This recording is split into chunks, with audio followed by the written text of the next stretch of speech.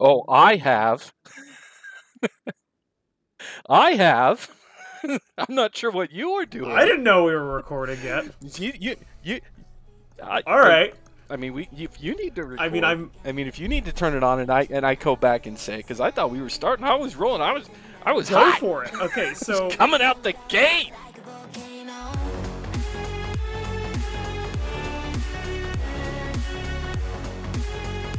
coming out the gate, he's charging. Ladies and gentlemen, this is a bit of an interesting How would podcast.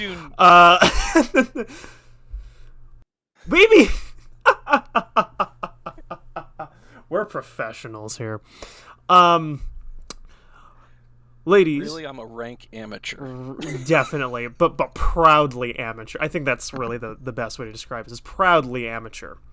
Ladies, gentlemen, and gentle thems and theydies. Um, this is a podcast that I do not have a name for yet. I do not know if it will be more than one episode. I don't know what's happening. Um, I'm Ayli, and this is Kai. Hello, gentle listeners. If I might steal the Baltimore introduction there, because it's such a good one. So this is, I'm not really sure where this is actually going to end up yet. It's possible this is a BBSPN side gig. So the short of it is that, well, where's BBSPN? Josh is dealing with a lot of stuff right now. The primary one being Blood Bowl burnout. He's just very burnt out on the game. But two, on a broader level, hobby burnout. And three, life is getting in the way. He's going back to school. He wants to get his bachelor's finally. So, proud of you, Josh. Keep rocking it. But that's kind of taken him away from this, and that's a big reason why we haven't put anything out in about 4 months. So I started looking for side episodes, and I've hinted at this briefly, but I'm a big narrative wargamer. And it turns out I found somebody who I gel with absolutely flawlessly, who is also a big narrative wargamer. And well, we've done our tours of duty together a few times, I think. So, everyone, this is Kai, Hello, I am the aforementioned Kai. the Sir Kai Leonis.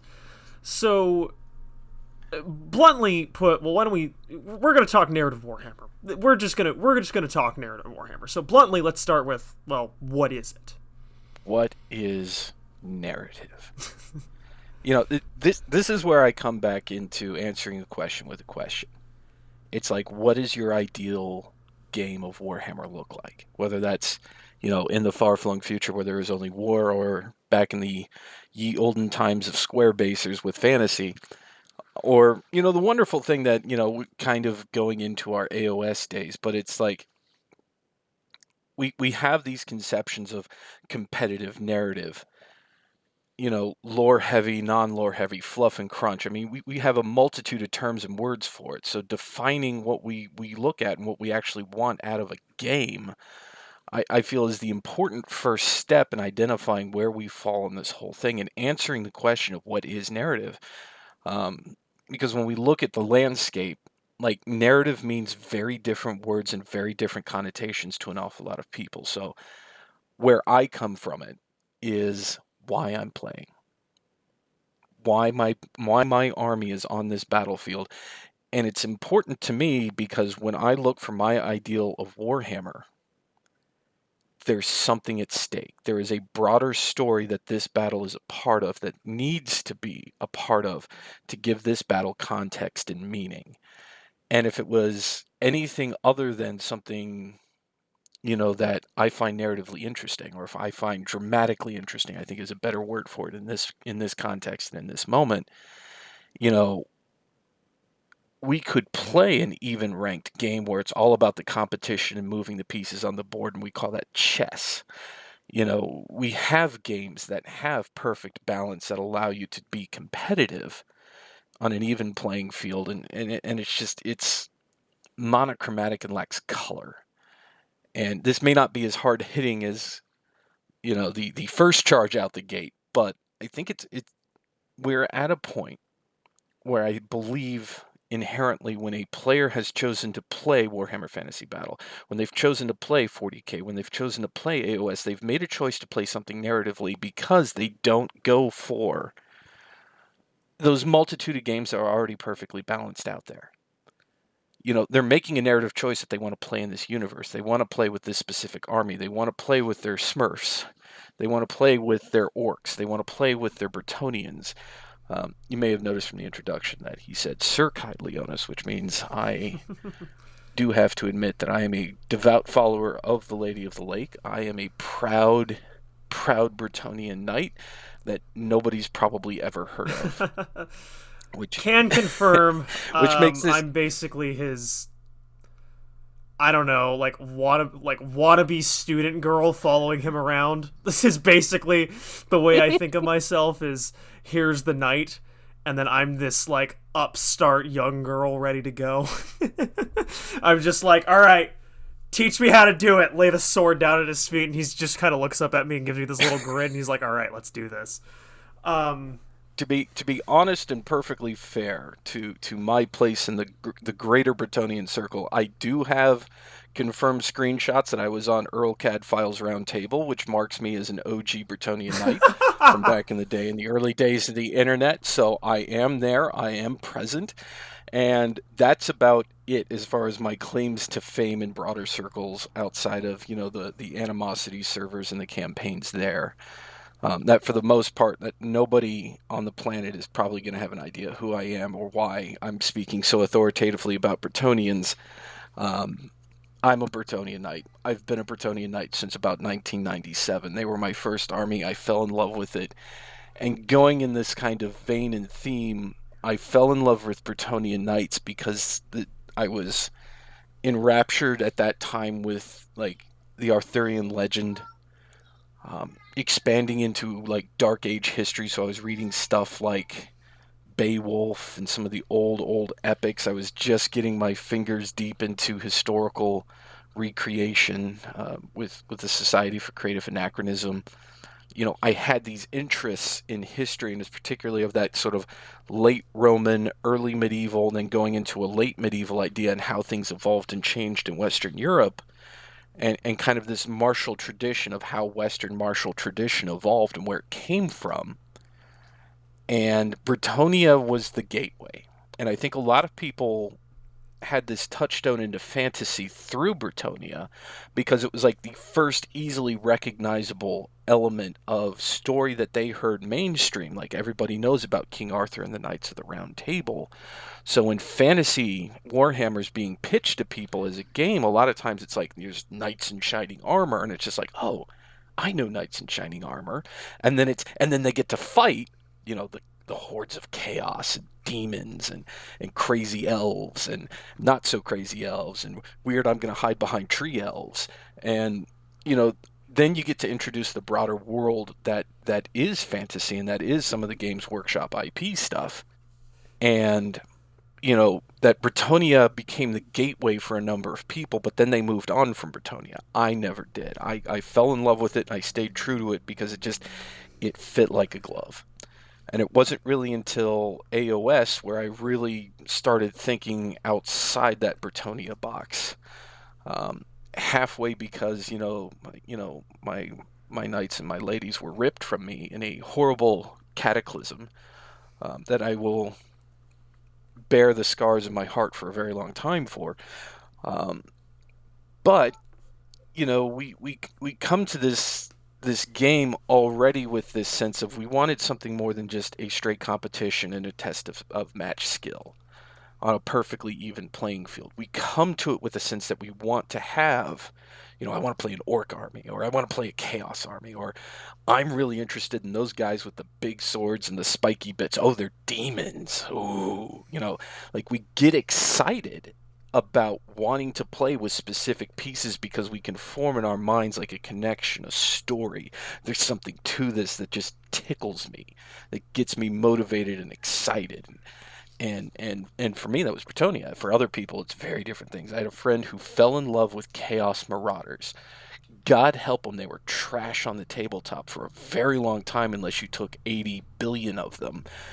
but he loves sculpting and modeling them, and he had this image in his head of like this primitive, almost pseudo-Hunnic Mongolian horde coming down the plains, and I'm countercharging him with knights, so you can just feel like the reverberations in the ground from the charging hooves, and that's what got us excited, is because we put ourselves in these moments, and inherently choosing your army, I believe, honestly, is your first narrative choice. you know. And then it becomes about, do I paint them green? Do I paint them blue? And that becomes like you're forming an identity, whether you're copying something out of a book that you gelled or connected with, you're creating your own. These are narrative choices. Whether we're willing to admit it or whether we're willing to accept it. And I think a lot of people will agree with this, not necessarily push back on it, but you know, playing the game already is a narrative choice. I And then the second component is like, I love using the example of the first game of Warhammer I ever played. My friend took me to a local game shop. He says, I've got these, it's like, I know you're interested in knights and stuff. And, he played an undead army led by the old school Nagash that I'm very happy was showcased a little bit on the GW website, and I believe was Man, old school Nagash. like, I remember that model because he was the bane of my existence for about 2 years. This was before I was And born. You're talking about the Stone Age to me. Yeah, 1997, before many things, but dawn of the internet, like the first slow load AOL stuff. I don't even think AOL was it then? I don't know if I don't. Why are you asking me? I don't know. Ask me if AOL was back then. I am asking myself rhetorically out loud, because if I were just to shut up and not say anything, it would be weird for an audio podcast. I mean, I'm just letting you So go. I'm just letting you go off on this like 15-minute breakdown of stuff, and I'm just here for it. I'm not gonna stop you. Okay. So he sets up his skeletons and his thing. And I'll never forget it, because I later find out from the store manager who's watching me do this. So this is a little corner shop that's now a cigar shop in downtown Winchester, Virginia. And I still, whenever I go back there, I still drive by that store and just get this tickling feeling that that's where the journey for me began. So support your local game stores. They're important. But I'm in this little confined space. I'm at this like little 4x4 table that they barely have. My butt is knocking up against, I think it was Epic Miniatures, and kept knocking some of them off to the point where the store manager just moved it out of my way. But unimportant details that add to the ambiance of the fun of this little store. I have 10 Bretonnian bowmen in their arrowhead formation. I have a single unit of 6 Grail Knights in their lance formation. And I have Leoncoeur, the king of Bretonnia, on a hippogriff that, God help me, the hippogriff was ugly as hell, but that model that sat atop it was a beautiful one, and holds a special place in my heart. And I have that model still somewhere hanging out that I am too cowardly at this particular moment to entrust my current skill of modeling green stuffing to actually mount it onto something. But I've got the later iterations of Leoncoeur that serve as the basis for my Sir Kai model. But far be it for me to go down that particular rabbit hole. I later find out that he has twice as many points on the board as I do. And he's trying to tell me that it's a balanced army because I have the King of Bretonnia and he just has this little necromancer named Nagash. So already, I'm starting to sense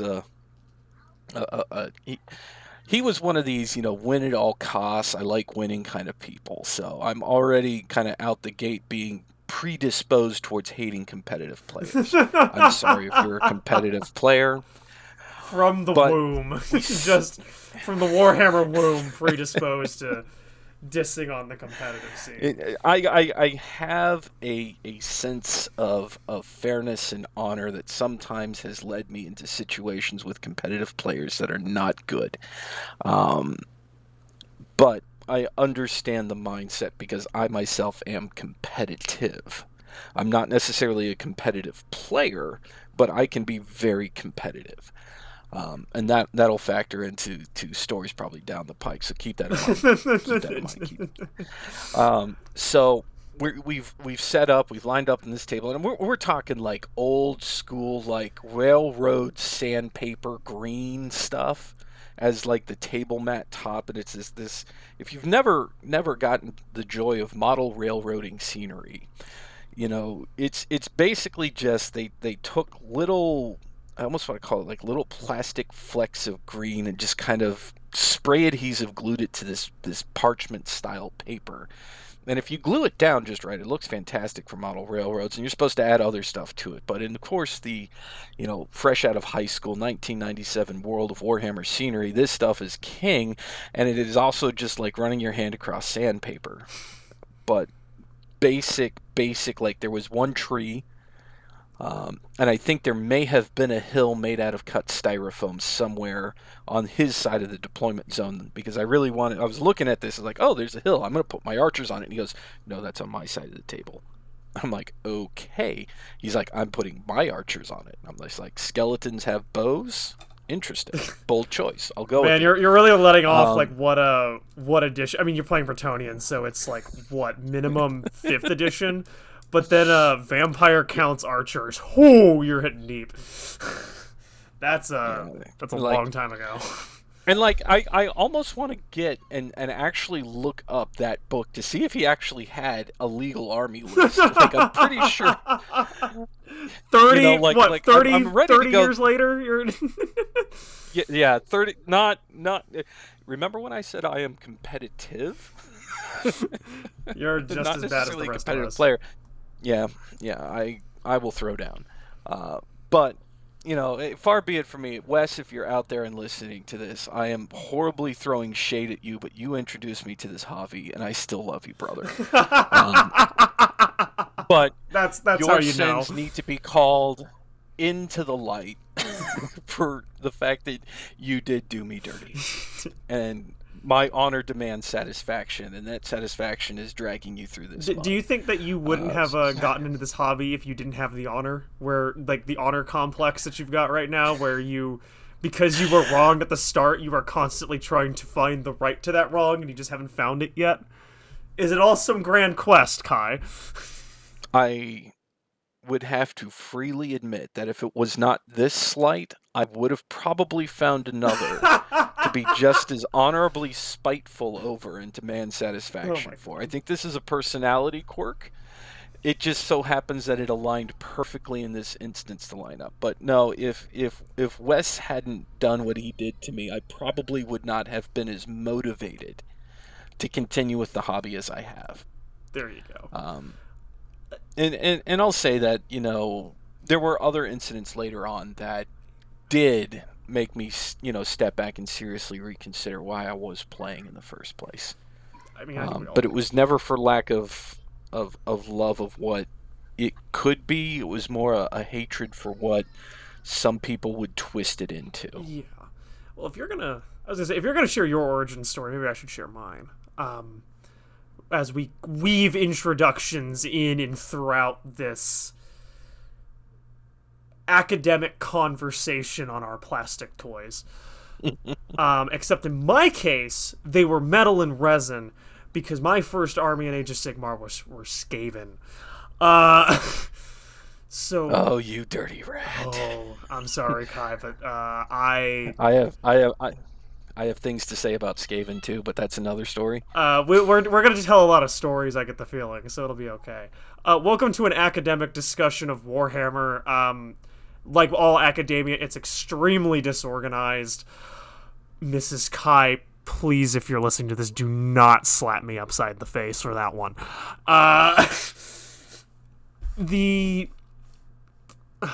Geez, so I got into Warhammer also fresh out of high school. An 18 or 19-year-old Ayli, I don't remember which. I think it was 18. I think I was on the younger side of my grade, so I would have been 18. Had finally let her friends, because she happened to work on a website for Magic the Gathering, and she finally let her fellow moderators and global staff convince her to play Warhammer 40,000. So I looked at the armies and I said, oh man, orcs look awesome. I love orcs. But that's too many models. Epic foreshadowing. Uh, so I so I went with another army that I thought the models were going to be easier to get. You know, easier to get, easier to paint. I'm sorry. I got I Blood can't help. Angels. And I Oh my. had, over the course of probably a year and a half, accumulated an entire army. I had built some of them and painted some of them, and let me tell you, I never played a single game of 40k. Um, This tracks. it turns out, like, I mean, I'd always wanted to play Age of Sigmar, but at the time, this was like early Age of Sigmar first edition, I want to say, or like not even second edition. So at the time, the general consensus was among people who had been playing for a while, other 40k and fantasy, was don't play it, it's bad. And I just kind of blindly followed that. So I tried to do 40k stuff, and I never found the time to hobby. I mean, I was doing esports in college. It was my first year of college. I was doing esports, investing way too much time into that. But I mean, I was focused on school and other stuff that was going on in my life, and I just never hobbied. So let's roll to the end of my freshman year of college, and I'm working on what was it? I'm walking to the store, and I was looking for something for 40k, and this guy waves me down. I remember Scott. I loved Scott. Scott ran all the stuff at the store. He ran all the Warhammer stuff. Anything miniatures related, he was the one demoing it and running the leagues for it. And Scott waves me down and says, hey, we're doing an Age of Sigmar demo. You want to learn how to play? And I just go, yeah, that sounds awesome. Let's play. So he sets up this board. It's a wacky board. On our side, we have, air quotes, beasts of chaos. So there are plenty of, there's some gore infantry. There is a Cygor. No, not a Cygor. There was a Cygor. There is a Tzeentchian Chaos Sorcerer on disc, the metal one. The one that weighs like 50 pounds when you go to pick it up like a wine glass, because that's the only way you can carry it. Otherwise, you're going to strain your wrist. Actual Olympic discus weight. Yes. Flying on disc Tzeentch. And I forget what was on the other side. I think it might have been Ungor Archers. And then we're staring down Gloomspite Gits with the fresh new battle tome. Ooh. This is when not all the armies even had army books yet. So Gloomspite Gits have a book now, and there is all these rows upon rows of goblins with spears, and there's a Mangler Squig. There's a giant too, because this was back when they got, what we now call the Elguzzler Gargants. This was back when they could get the giants. I think maybe that was on the Beast of Chaos. I don't quite remember. And the narrative was, because there was a narrative. This was a scenario out of a campaign book. Was the Gits were like on their way to something. I think it was a really broader story point in this campaign book. I can't even tell you what the book was, and honestly, I don't even know where it would exist now that I've like been in Age of Sigmar for so long. I don't even know if this was a legit one or like just one somebody made on the internet. Basically, due to broader story beats in Age of Sigmar, these Gits were on their way to something. Still counts as narrative. Still counts as narrative. Still counts as narrative. It's important. It is important. Carry on. Every game can be a narrative game. But they were on their way heeding some call. It might have been Gordrak related even. I don't quite remember. But basically, they're walking through this, and they're basically just got to walk straight through a whole bunch of Beasts of Chaos. And let me tell you, it was a 3v3 of Gits versus, like, 3 players on each side. Gits versus Beasts of Chaos. The guy next to me and we actually became really, really good friends over time. I no longer have contact with this person, but I am now friends with all of his friends. So this event single-handedly changed my life because all of my closest friends are now part of that friend, or from that friend group. and we just get completely smashed. It wasn't even close. It turns out Battletome versus Beast of Chaos, like new Battletome gets versus just old Battletome Beasts of Chaos. What was that? It was like Grand Order? No, it was Grand Battle or like some sort of.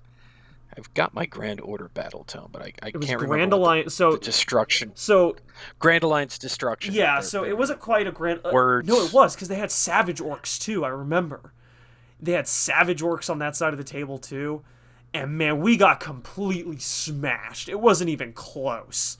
This was like new Battletome gets just shredding everything, and they marched straight through our center column, and the flanks just completely collapsed. It was over in a heartbeat. It wasn't even close. But I had a blast. You know, it was the most fun 4 or 5 hours I'd had in a long time, and I was mostly just picking models off the table as they died. So finally, this guy and I look at each other and we go, "Yeah, we're gonna buy our books." Now, I had played a little bit of Vermintide, so I kind of knew what the Skaven were, and I really liked them. I was between them and Beasts of Chaos. I ended up going with Skaven because their Battletome had just launched as well. The other guy got Idoneth Deepkin, and Deepkin I've always had a weird thing, like a special thing with Deepkin ever since, just because that particular friend happened to get them as well. But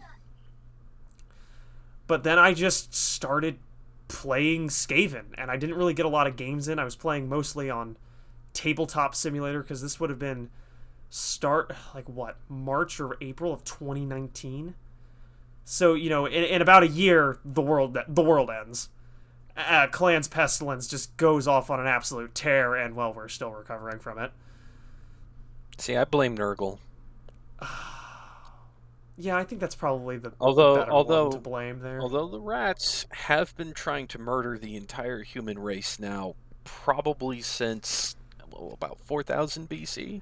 It's Give or take. I mean, recorded history is probably filled with just about every plague that they have brought upon us. So the fact that we can blame Skaven continues, but I'm still blaming Nurgle. Skaven just helped. yeah, that's probably where I'm at too. Actually, I think rats actually like are they're not immune to COVID-19, but they like don't even relate to it. Like they basically like don't even carry it.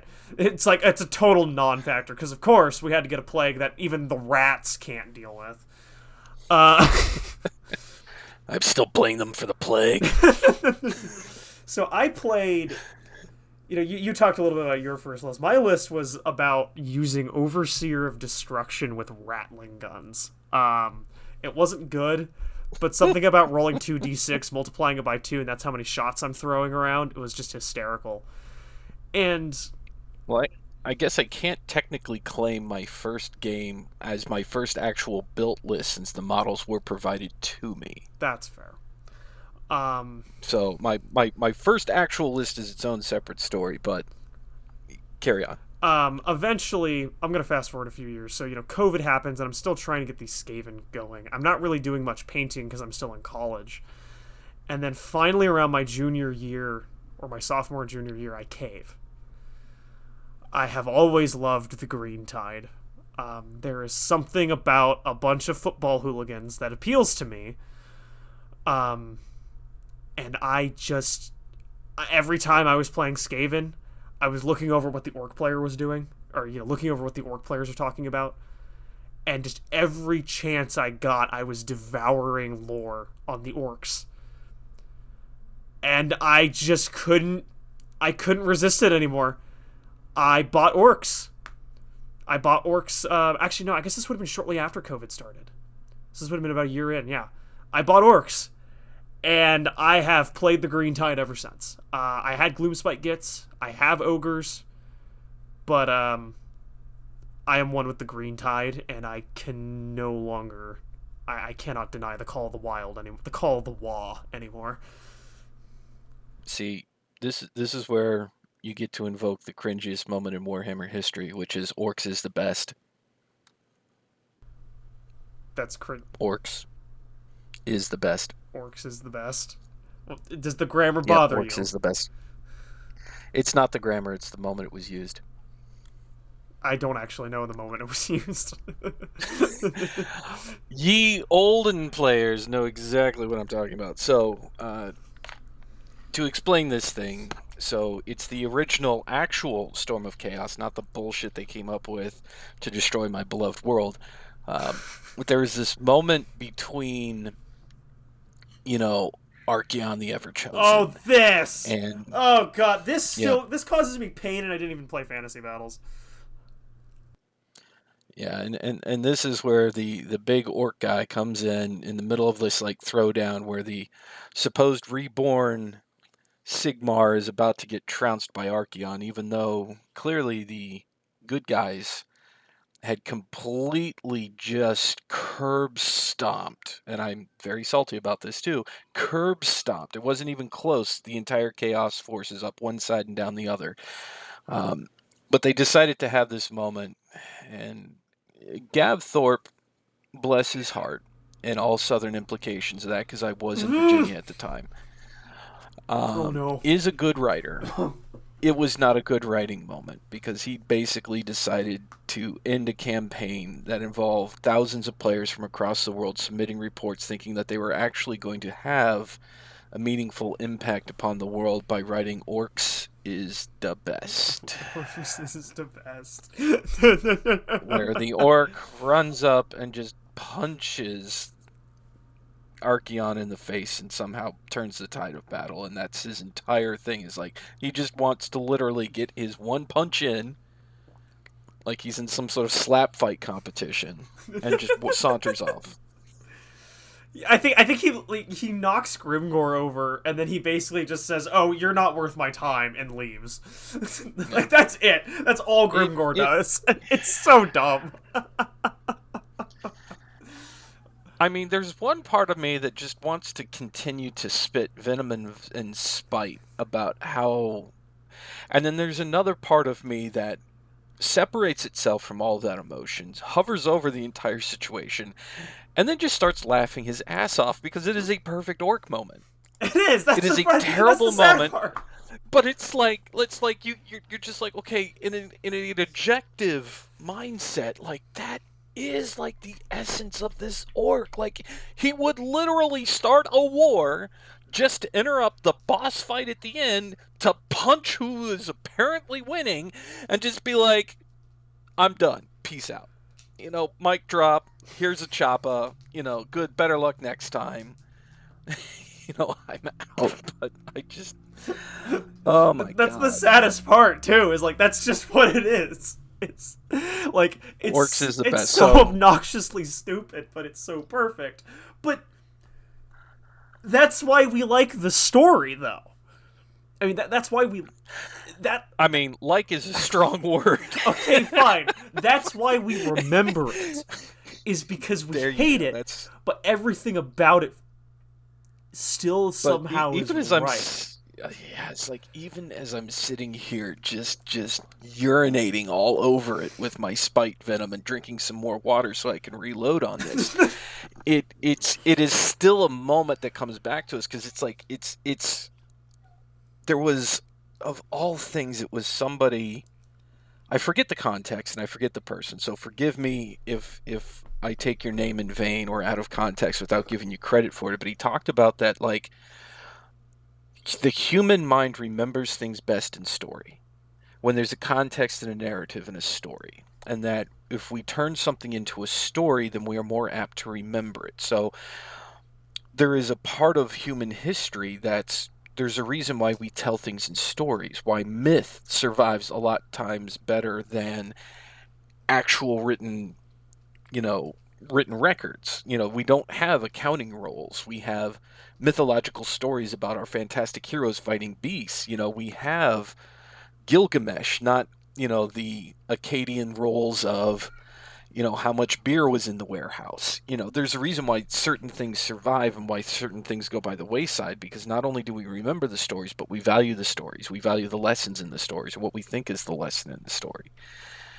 And, to go back to my origin story, we set up the table, and my friend asked me, "Do you have any questions before we begin?" Now we've deployed, we've set it all up. He's handed me the rule book. I've read it for about 35 seconds. Um, Typical for a first game of Warhammer, I feel. Um, and I look at him dead in the face and I say, "Why are we fighting?" And this is the moment where I realize that I think differently than other people. One of the many moments in my life, but this is the difference, I think, between somebody who is a competitive player and somebody who is ultimately a narrative player.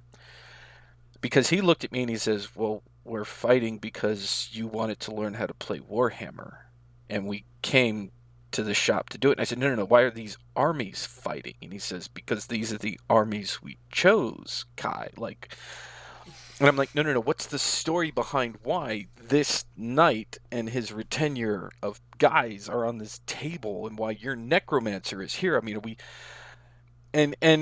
have this back and forth where he's getting frustrated with me, and because I'm just like, I want to know more about why we're here. Like, I have nothing to fight for here. And he's like, "You're trying to learn the game. Let's focus on the rules, damn it."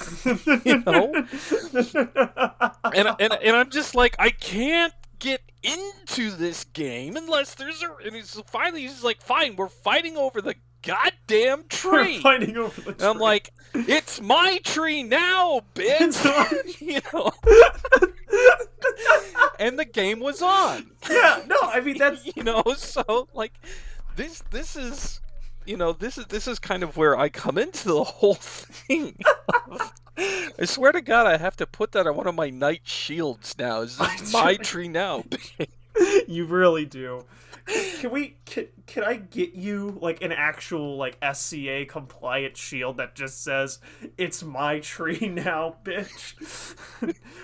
Will you hang it up I get my wife over the mantle in the fireplace, and then have to explain to your son, have to explain to your wife why your son learned a new word? He already knows that word, unfortunately. I call that fortunately. That means that your son pays attention to his parents. Not only does he remember curse words like a steel trap, but he uses them contextually correctly. Yes. So, as a linguist, I love this.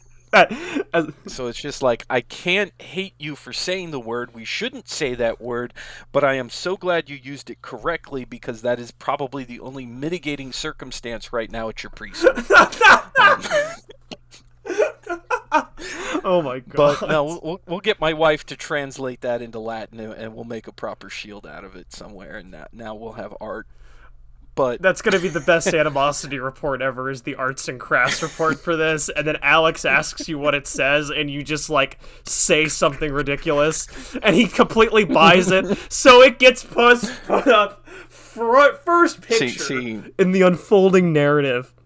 And eventually, because there's apparently a lot of people in Animosity who know dead languages, somebody just goes, "Why the hell is the front page image a shield that says 'It's my tree, bitch,' in Greek, in ancient Greek?"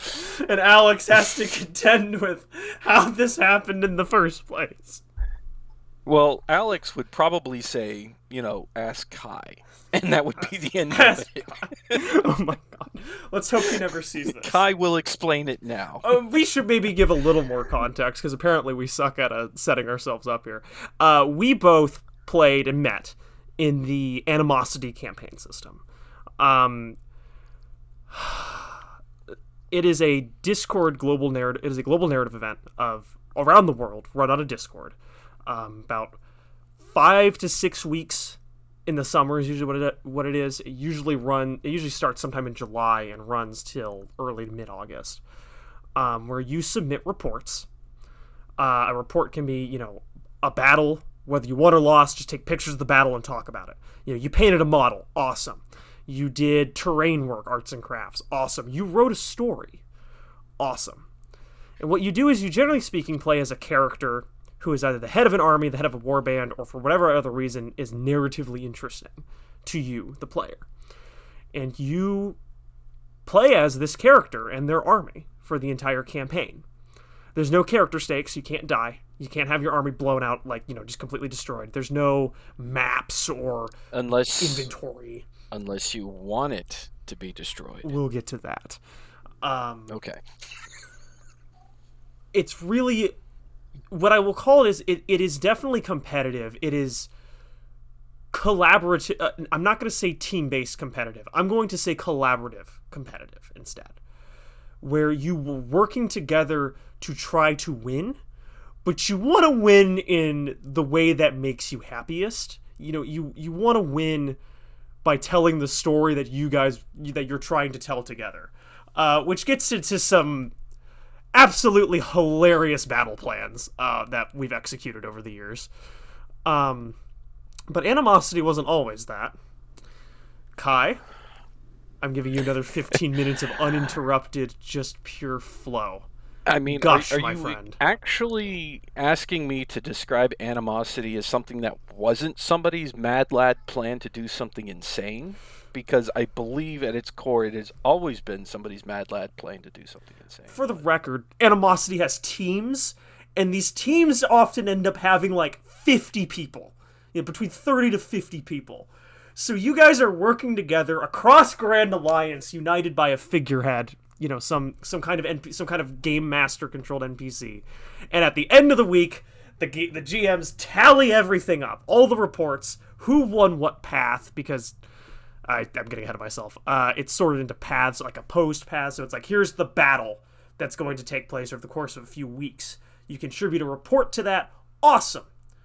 And then there's a hidden calculation of sorts that determines who wins, which team wins based on reporting power, who submitted not more reports straight. It's like weighted for a team. Basically, it's completely balanced. It's balanced numbers wise. So a team with 10 people, a team with 30 people are evenly matched. Each coalition has an equal weight of reporting power, regardless of how many people are actually in it. And there's magic and math that occurs in the background that makes sure that it's... Uh-oh. Tiny human. Yes, tiny human. Yes, tiny human. I gotta go clean now. You have to get clean now. Why do you need to get clean? Let's go back to Orange Balloon. No, we're not going back to your orange balloon until you explain why you feel that you are dirty and what you may have done to get dirty.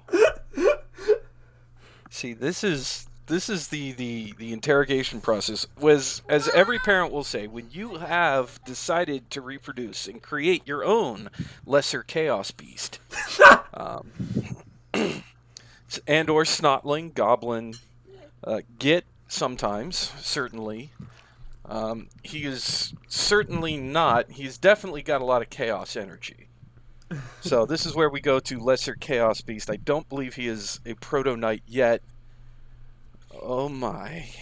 Okay, so at this particular point, I may have to call for a brief timeout because there is quite a substantial spill in the middle of my kitchen. Of what exactly? I don't know. I have not done an investigative process enough to know, other than to say he has already put a towel on it, which I'm very proud of. He is wearing Crocs in the living room, so he doesn't actually step into the mess directly with his feet. It's also his tiny bedtime, so you can give me 5 minutes. We will continue I've got you, thereafter. don't worry. All right. The short of Animosity is you pick your own coalition, and you make your character. There's no rolling up a character sheet or anything like that. It's just design a character, boom, done. Pick a team, boom, done. And usually there's usually 6 coalitions. They're competing over one objective that takes place over the course of an in-universe multi-week minimum, usually multi-month, going to about the span of a year. Every week, there are 3 paths that you get assigned, that your coalition gets assigned. And you have to work together to figure out how you're going to allocate your reports into each of those paths. So you're playing group mind chess, essentially, where you have to try to outsmart the collective other team and make the better strategy, or the other teams, to win, because each path is pointed at a different coalition. So at any given point, you're fighting 3 different battles at once. Sometimes they're free-for-all paths, too, which just completely throws everything out the window, where suddenly all 6 are showing up for something in a battle, and it's not the final battle. There's math and magic that happens, and they figure out who wins, and they write up a story about it. It's called the unfolding narrative. It's a giant story. When the unfolding comes out, it is a narrative retelling of everything that's happened. It is a telling of all the battles, of these crazy moments and strategies that we write about, and you're generally speaking encouraged to kind of get into it with the writing. So, you don't just write about how your character charged into battle. No. You write about how you made a plan with these 2 or 3 other player characters to do something, to execute a plan in the battle. And it doesn't make your battle, it doesn't make your report worth anything more. But it's fun. So we had, for example, this was underground fighting. 2 coalitions were fighting over a MacGuffin. The writers kind of take what they can from reports and try to match together something cohesive. So they talk about different player characters fighting off in duels, whether or not they were written about or not. Or, showcasing as many different players who had, interesting ideas or cool ideas. But one player got the idea.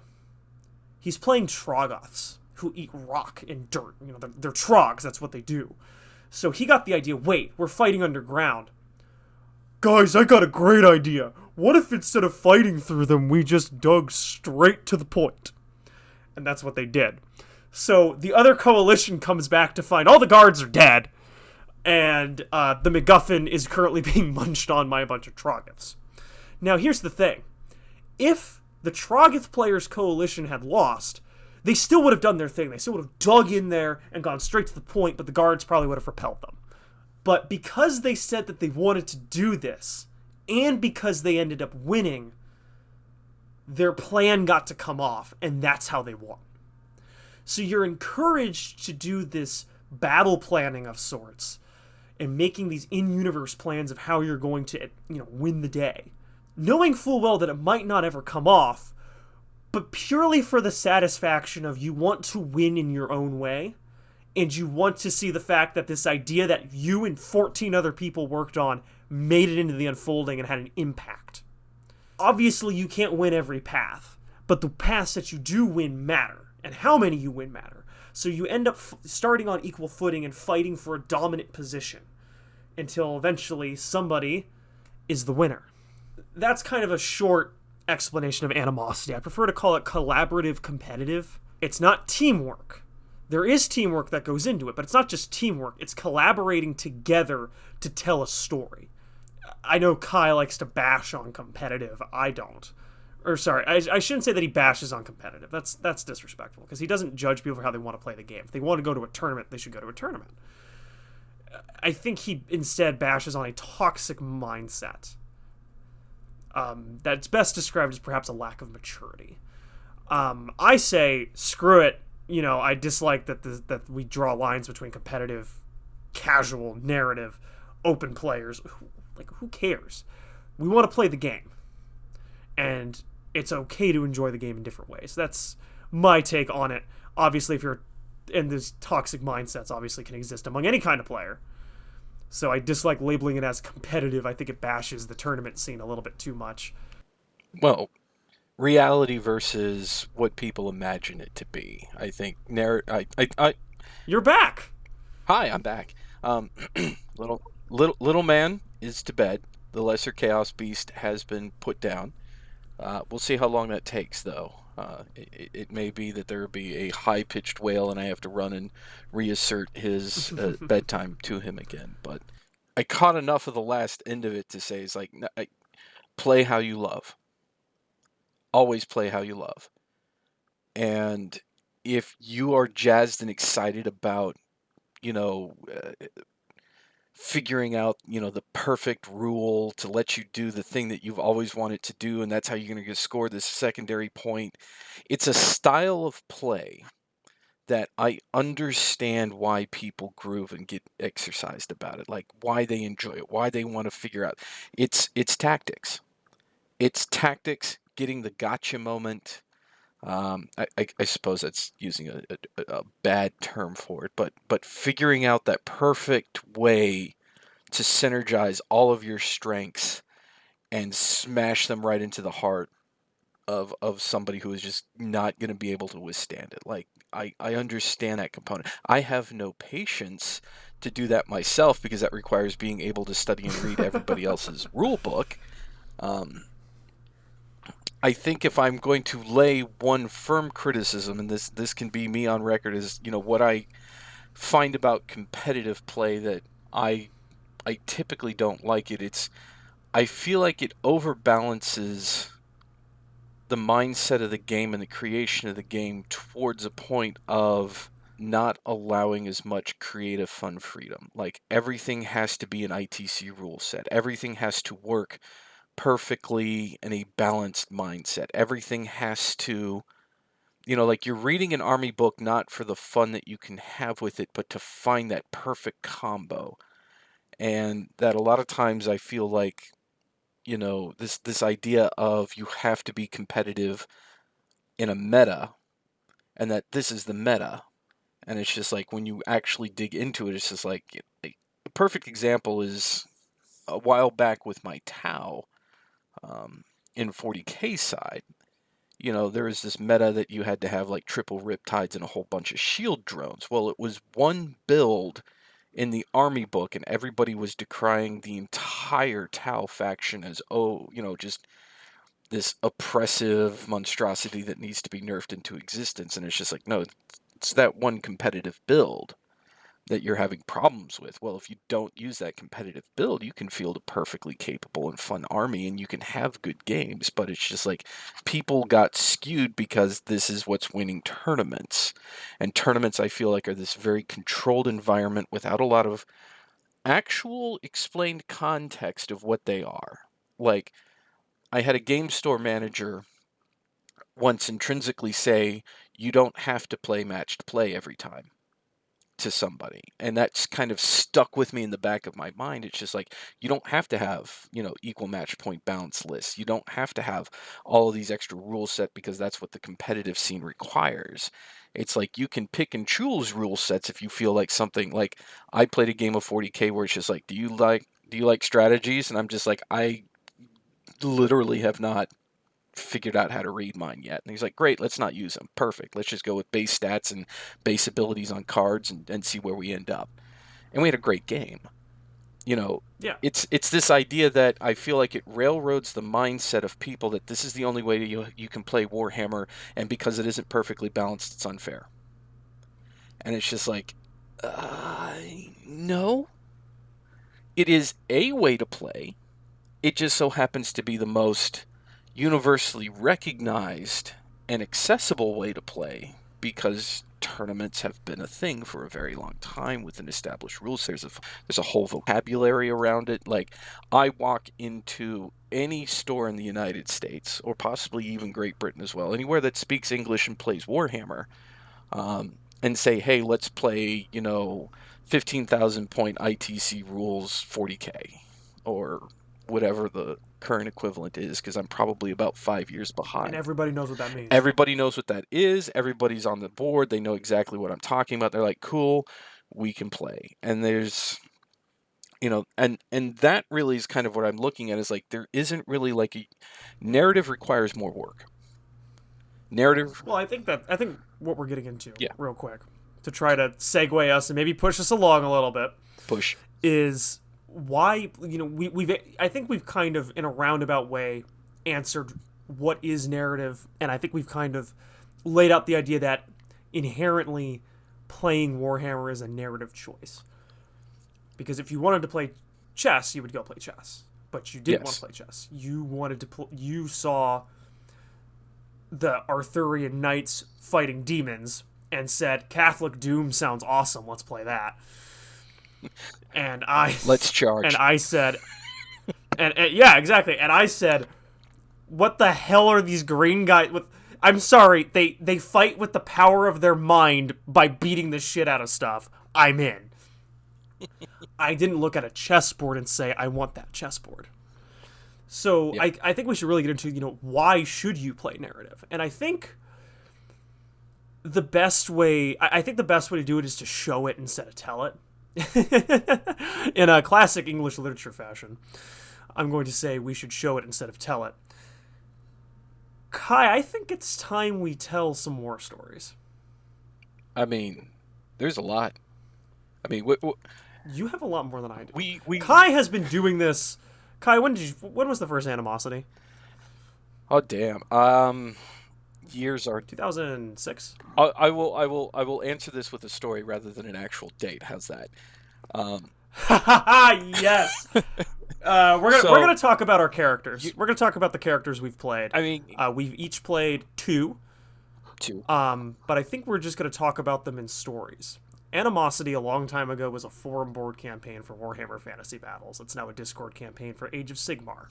I've explained what Animosity is in depth already while you were gone.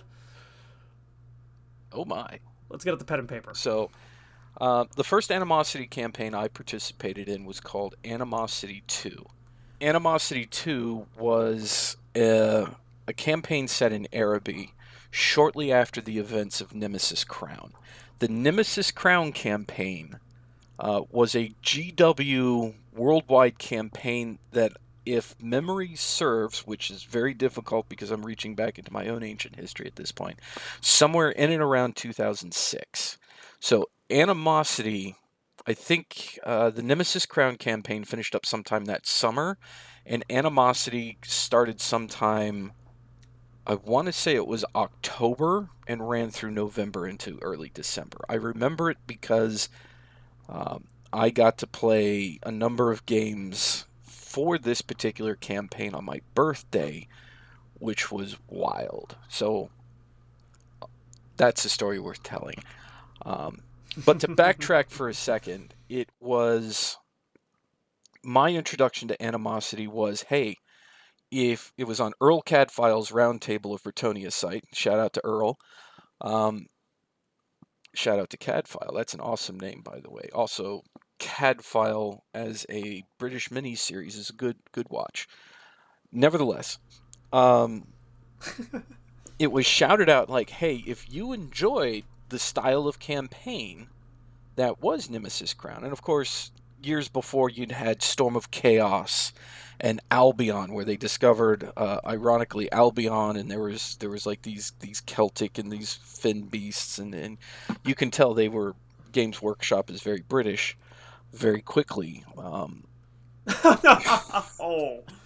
Uh, Ooh. that's not a You're dig. not wrong. That was an accurate description from an American, which some It people. is a very accurate description, and as a humanities degree holder, I could not agree more. So, I had participated in Storm of Chaos in the back end, but I barely knew what I was doing with Warhammer.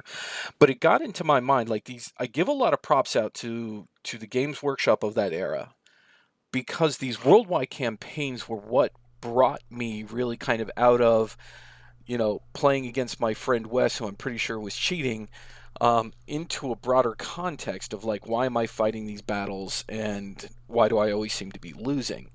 Um, I kind of took it out of, like I say, it took me out of my basement with my friends and kind of put me into this thing of, this is something that happens worldwide. This is something that has a deeper story. This is something that has a bigger meaning to a lot more people, and that appealed to me very, very much because it made you feel like you were part of a greater whole. Um, so these worldwide campaigns, you're supposed to go into your local shops, you would play battles, and you could report them on this special website they set up. And basically, the idea is the more battle reports that were generated, depending on your reporting side or which side you were affirming or fighting for or against, it would sway the needle. And this is why I threw an awful lot of shade at the Storm of Chaos, where the forces of order beat the ever living shit out of chaos, and yet the end result was still a. Kai, are you still there? Kai? I start talking about old school history in Games Workshop, and then all of a sudden, Windows Update force restarts my laptop against my will. So where was I at? I believe I was talking about Storm of Chaos and throwing shade at the fact that we won handily, and yet Games Workshop needed to write it in such a way that Chaos actually, they wanted Chaos to win. It was pretty obvious. Um, but what it did do is it introduced this mechanism to play that I really grooved on, which was there's a bigger thing happening and everybody gets to take part, and your little contribution can change the world. And I was 100% about that. And it's just like I'm participating in something bigger than myself. And when I put my Bretonians down on the table to charge, I'm not just playing a battle. I'm fighting in this You're war. fighting a war. Yeah, I mean, I think that's the big thing, and that's a big thing with narrative, like with especially with animosity, is one little thing. This is something I was talking about earlier with like picking the way that you want to win, is the way that you do something changes everything, changes entirely how you win. I mean the trogs of the Cabal that said, why would we fight our way to the MacGuffin when we could instead just dig straight to it and steal the MacGuffin that way? That's a great way to win. It's perfect for the trogs.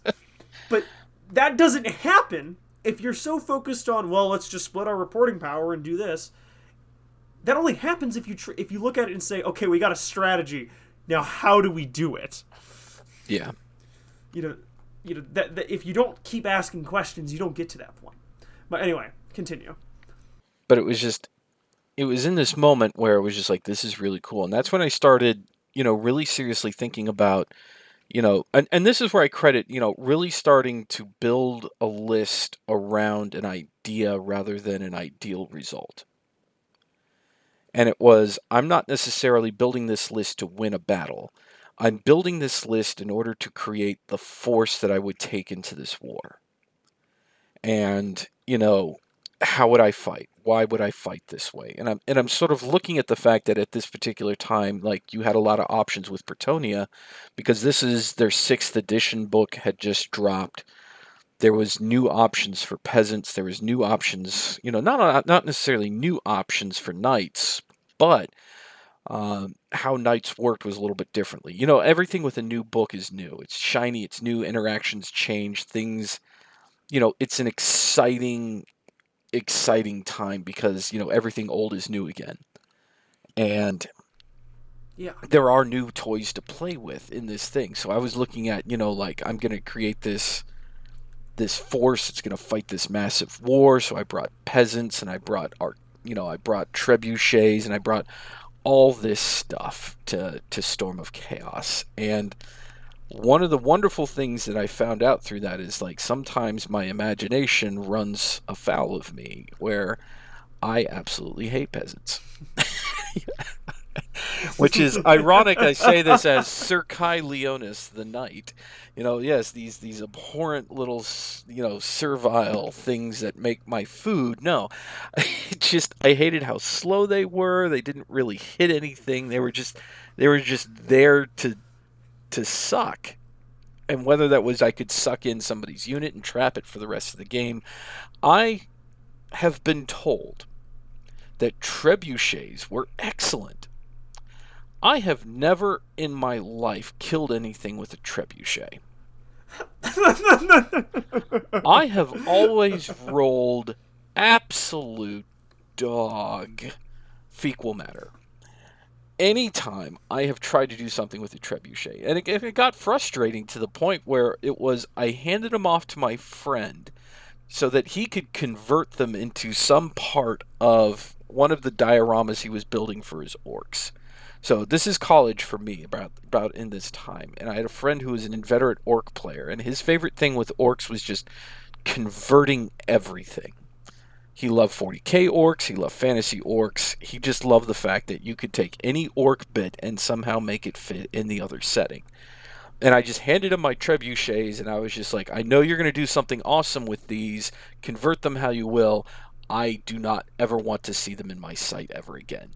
Because I just cannot play them. I just the dice hate me when and this is the thing where I talk to the thing is, again, this is kind of a difference between maybe a narrative and a competitive player. It's just like the competitive player is going to look at the stats and the numbers and say, okay, this should generate me these wonderful results, so I'm just going to keep at it. I'm going to keep at it. Eventually, I'm going to see the payoff. Whereas me, it's just like they have spited me. I want them begone from my sight. They are a foul instrument of machinery, and F them particularly. So, I perhaps it's allowing emotion rather than cold logic into a decision making process, but it's just like I feel like there's that unit for everyone who's ever played, Warhammer, whether it's the old school, the new school, or the school that's in the far flung future. It's you have that unit that should have been good, should have been awesome, but for whatever reason you cannot make it work because the gods are against you. And because of that, it Yeah. informs your next step of choices. So this is where I kind of started with my character that I developed in this thing. That it's the first character I ever made was Mark Leonis. I was going to go for Marcus. I was on this Latinization kick because I couldn't spell French words to save my life. Um, so it was Mark Leonis and his brother Kai. So it was Marcus and Caius Leonis. And I just shortened it down because then it vaguely sounded more French than not. Um, so Mark, God bless him, had this thing of like I let the war machines into my army and I lost. The peasants were always never where they needed to be and always getting killed. And it was just like I was having more success with cavalry than anything else. I could move them, I could charge them. I just, for whatever reason, they worked better for me. So I started moving towards more all cavalry lists and finding that was not necessarily the meta balance. There were some people who claimed I was, overemphasizing the thing, but I was taking mostly errant knights because that's what would be on a crusade. The Storm of Chaos was an errantry war. So I took a lot of errant knights, did a lot of things, and again, it was starting from this narrative mindset of how I'm contributing to this war. How would I build my list to this war, and then actual experience in the war informs my decision making further down the road. And one of the hilarious things was Mark always died. Sir Mark Oh no, Leonis this is new lore for me. So this is informing later things down the line. Sir Mark Leonis, the older brother of Sir Kai Leonis, always died, and he was sort of built up as a Gucci champion. So he had the best plate armor in the book. He had, I think I took him with Virtue of Knightly Temper, which means nothing to people who haven't played 6th edition Bretonia, but it was this idea that on the charge you generated extra hits, I believe was the one. I remember that was the one. I'm not sure if I'm remembering the thing correct, and the 6th edition Bretonia book is across the room, and I'm very comfortable in my chair right at the moment. So I do know intrinsically, Sir Kai always had the virtue of audacity. And the funny thing is like, so in this particular edition of Bretonia, what you would do is you would have 3 or 4 big units of charge knights, and you would put a hero in front of them, and that hero kind of determined who, where, or what you wanted to do with it. There was one particular knightly virtue, which was basically a modern warlord trait. But the idea behind these virtues was it was like, for most part, most armies in the game, you had to take a magic army in order to get some buff. So you would take a mace that would allow you to reroll hits. But there were things in the game that would allow you to negate artifacts. Like they could be stolen, they could be destroyed, but you couldn't shut down or negate something that was a knightly virtue because it wasn't something that can be taken away from the knight. So these knightly virtues became essentially very powerful MacGuffins for the Bretonians. And because they weren't artifacts, they couldn't be taken away or they couldn't be banned. They were intrinsic to the knight. So you had a lot of fun, like, okay, I'm going to give him like a +1 sword or a lance, or there was a lance that worked really well in a charge, and you would pair it with a virtue that was, it would do something really cool on the charge. So you're kind of synergizing what you would take with the risk of I may lose the lance effect, but I still have this virtue effect. So Sir Mark Leonis was Gucci'd, and a lot of points were sunk into him. And Sir Kai Leonis was always just kind of this throwaway side thought of he got a favor of the lady. Um, it had a Guccier name, but it basically gave him a ward save, um, which is basically equivalent of an invulnerable save. I guess ward saves are back in AOS, so I can say ward save without having to invoke some esoteric side knowledge now. But essentially an invulnerable save, and it also let him. And I gave him the virtue of audacity, which means if he attacked or was in combat with anything that had a greater strength characteristic than him, you could re-roll hits and wounds. So it emphasized you taking your squishy little Bretonnian lord, or in this case, Sir Kai was a paladin, not even the full-on lord, so he had a lower stat line, which made it even more effective because now more things had a higher toughness and strength than him, and you would charge it at something. I don't think that's quite the interpretation. Uh, It's how I interpreted that, it because audacity. But it was basically, it's like you would point this guy, the idea behind him was like you would point this guy at something that you wanted to try to kill, but had a pretty good idea that you may not be able to kill, but hoped you could. And the funny thing is like Sir Mark the Gucci Knight always died, and yet Sir Kai Leonis, the non-Gucci Knight that was supposed to be charging to his death every single time, kept winning and surviving the battle. Now, he did a lot of one wound left surviving and saved on that ward save quite a bit. But it always just seemed like the moment I stopped trying to be tactical and started playing the army by feel, like Sir Kai would definitely charge that thing. Okay, those knight and that knight lance and that knight lance that's next to him is going into that thing. And it's just like Sir Mark would probably look at that and go, I charge that, I'm going to die. So I'm not going to do that. I'm going to loop around this way. And then I started noticing I was doing better. Like, I don't know if that's my failing as a general, which I will freely admit I am a terrible, terrible player.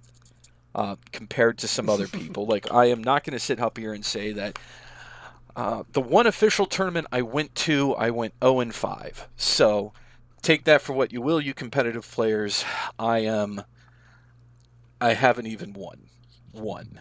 So I'm not going to hold myself up on that mantle. But what I was finding was the moment I was letting go of the real world around me, trying to let go of the tactics, the generalship, and just going in and just kind of immersing myself into the narrative of the army and what I feel like these knights would do. And Bretonia was very much a point-and-play kind of army. You lived or died by turn 2 on your charges. If you got the charge, good things would happen. If you got charged, terrible things would happen. So it was very much finding that fit and feel with them, or at least how I played Bretonians. I mean, I imagine there's a bunch of guys who managed to make the peasant lists work in tournament who are just like charging with knights. This lunatic. No, man, it's about blocks and blocks and blocks of Grail peasants, Kai, are your ears just constantly burning? I rarely have to wear mittens, if that's what you mean, like the earmuffs. Oh my.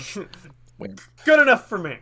you know, I attribute that more to the fact that I feel like I have good circulation, but It's just you have good circulation, motivated by nightly rage. Uh, hey, my wrath undoes the wicked. I took that oath. but I mean, It it sounds to me once you bought the narrative, you had more fun. and that's the thing. It's like when I started letting go of, and that's even a terrible way of saying it. It's like when I embraced the fact that I could study for hours and hours and hours. Battle tomes, the opponent's books, their lists, what they could do, what they couldn't do. I could be a very competent competitive player. That did not interest me whatsoever. I wanted to have a story. I wanted to take Sir Kai Leonis and his, oh my god, why does he not die when I charge him into things that should kill him?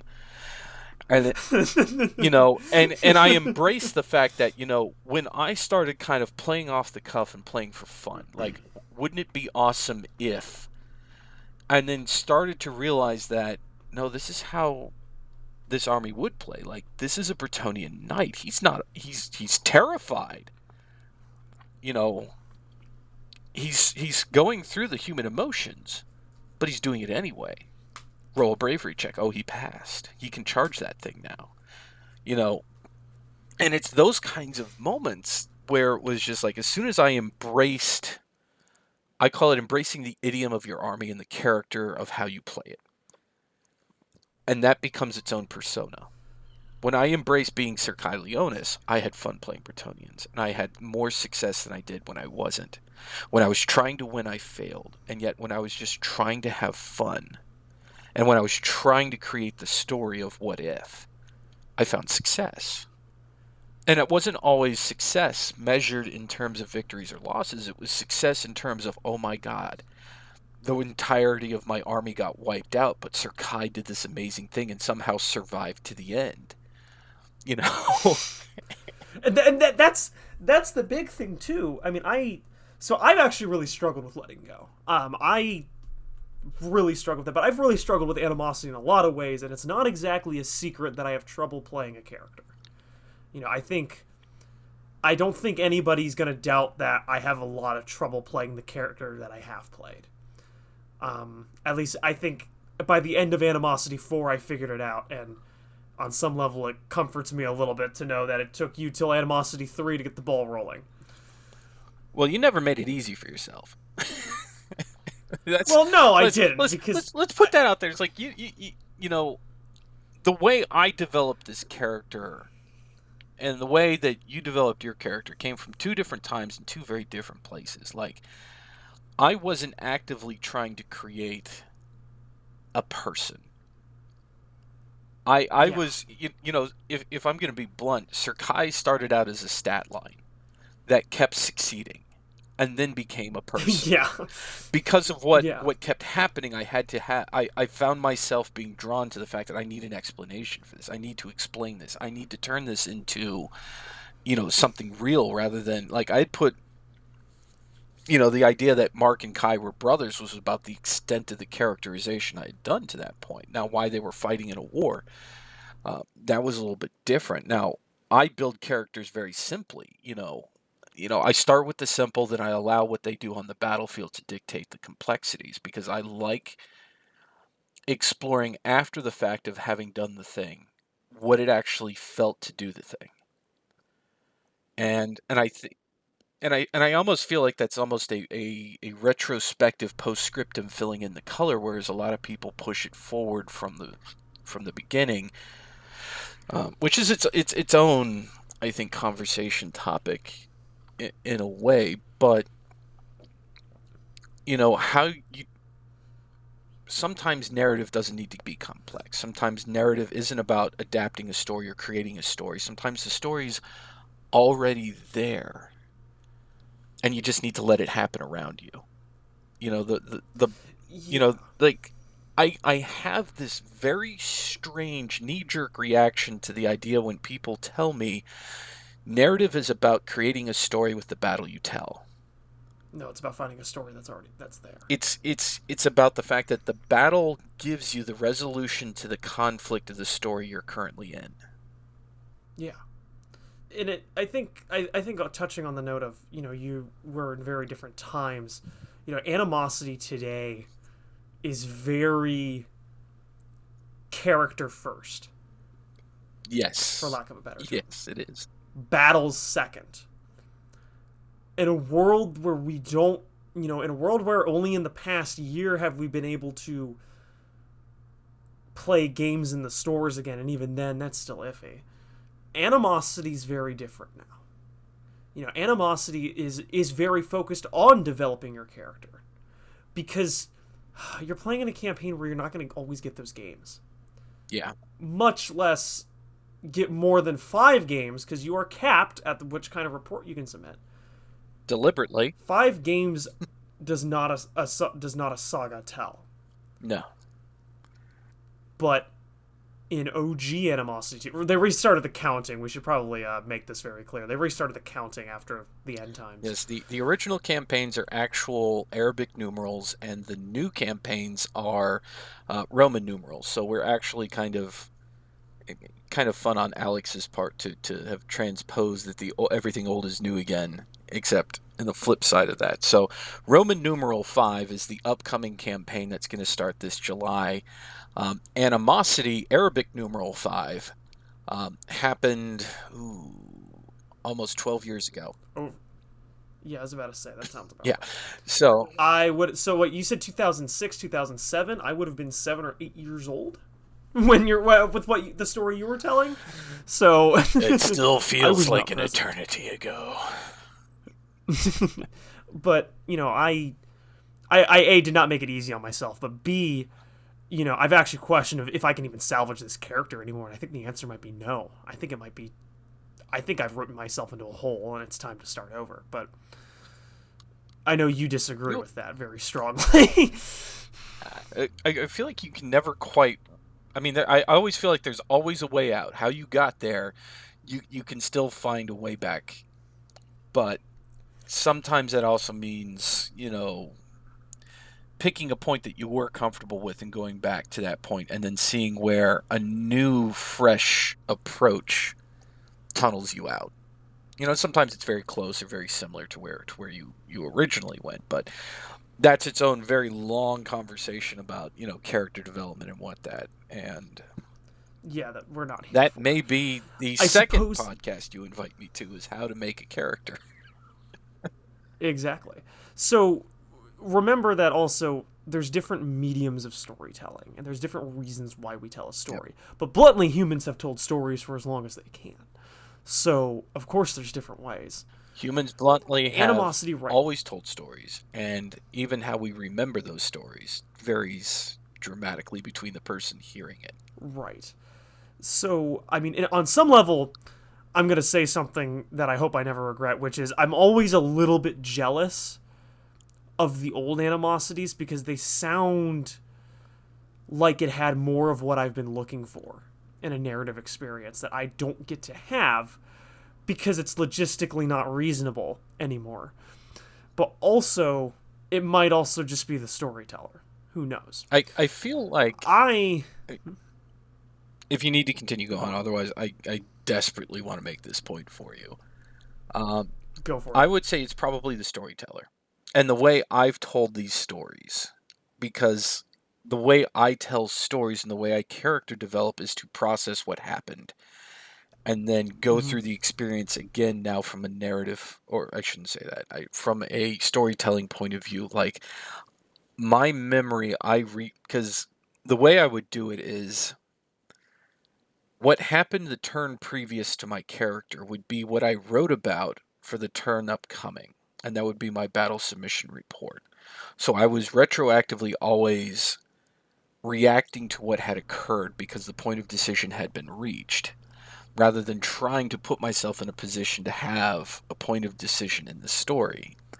Um, I should do that more. so the old campaigns were, I would say, mechanically more basic because they were going off the old GW system of one report is one reporting power's worth of report, and you could have massively unbalanced coalitions. So if you had 50 people, you potentially could have 50 more reporting power than this coalition or faction that had only like 5 players at it. But there was advantages and disadvantages to both sides, because a lot of times, hey, everybody ganged up on the big faction anyway, and you were outnumbered regardless. But um, it was more simple and more complex at the same time because there wasn't mechanisms outside these battle reports.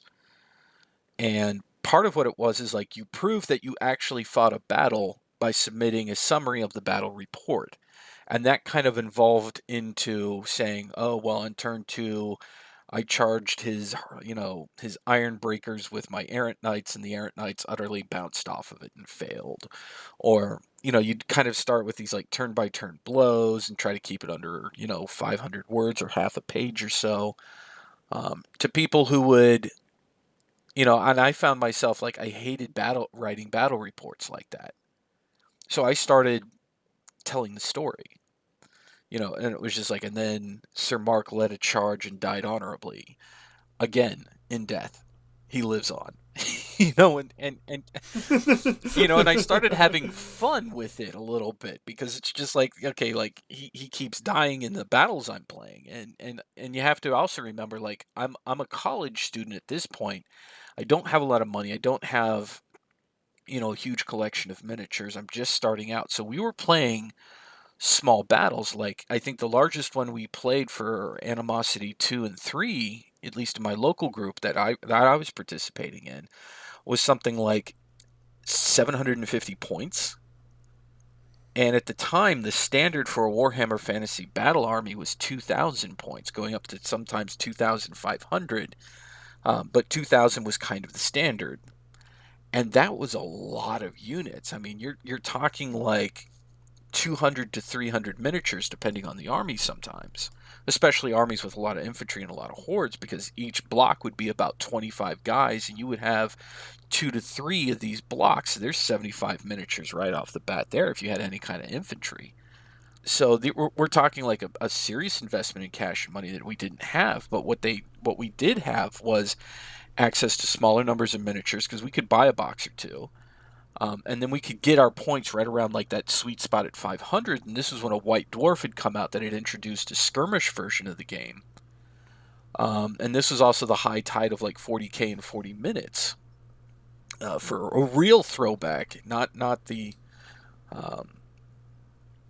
But this was an idea of like a 500 point battle that you could play over a lunch break. And we really grooved on that because our break between classes was about an hour and a half. And with the setup and the meetup and the time that we actually needed to take to eat our lunch, we could get a game in and have a quick slice of pizza while doing it, at the student union in the middle of Ohio State. So shout out to my fellow Buckeyes. OH, Michigan still sucks. And you can't diss the frozen north like that in front of me. I'm from Ohio State. I'm going to be doing it constantly. That state up north can literally sink back into Lake Erie where it belongs. I am also from Ohio, so fuck Michigan, but I'm from a much snowier part of Ohio than Kai, so the point still stands. But I say my hatred of the state up north is honest and fair because I do have a piece of paper on the wall that says I did my time at Ohio State and I have a degree in tailgating. In addition to my real degree, which ironically I don't use right now, but I don't either. It's okay. I think that's a common millennial problem. But straying into politics, we'll come back to Warhammer, which is more fun. But so my friends and I would be playing these games on like these round tables in like an Ohio State student union, and just we'd pick a corner somewhere where we wouldn't be bothering anybody as we were yelling "suck it," as we're doing this thing. But while you're yelling, "That's my tree, bitch." There was a tree, and one time I did invoke "That's my tree, bitch," and the Green Knight jumped out of it. So there was that. Yes. But this was kind of the thing. It's like we couldn't do competitive battle. But the battle we could do lent itself perfectly to what the Animosity campaigns allowed us to do, which was like the battle sizes really didn't matter because of the way I was playing against the opponent, but I was generating a lot of battle reports. And so there was this fun thing where, back at these times in the first two campaigns, if you won a battle, it counted as 3 points. If you tied a battle, it counted as 2 points. And if you lost a battle, it counted as 1 point. So, as I say, in this particular campaign, us narrative gamers were some of the most efficient and lethal competitive players out there. Because what I would do is I would play like 4 or 5 battles in the course of the week, get my one honest win, and then report that for the week as my battle report. Kai. Hey, I legitimately played 5 battles, and I just cherry-picked the one I wanted to report and write on. I still played the battle. That was the important thing. I still played the battle. You see, I find it funny, though, because, we're talking about the different ways we engage in narrative. You don't get that in Animosity now. You don't get these tons of battles. Now, I should be doing that. I should just throw myself out there and say, screw it, I'm going to play a battle every day. Somehow I'll make that work with my job. That's not going to happen. But the way that you really engage with the narrative now is with character-to-character interaction. Yes. And planning these moments. And that's... I'm going to segue. I'm going to like to segue here into what I've been doing. So, I think the best way to do this... I'm going to tell you the story of the Soul Munchers. And a story of... one particularly strange plan that I can neither confirm or deny was concocted by the man on the other side of this call. I can confirm and deny that the original idea was not mine, but the evolutionary and catalyst steps that it took was entirely my fault. Yes. So, Animosity Roman numeral 2 is the Burning Winter. It's taking place in essentially uh, or Slavic inspired rural, basically rural Slavic inspired winter wasteland surrounding a frozen Lake of the Dead in Shyish called Lake Baikal.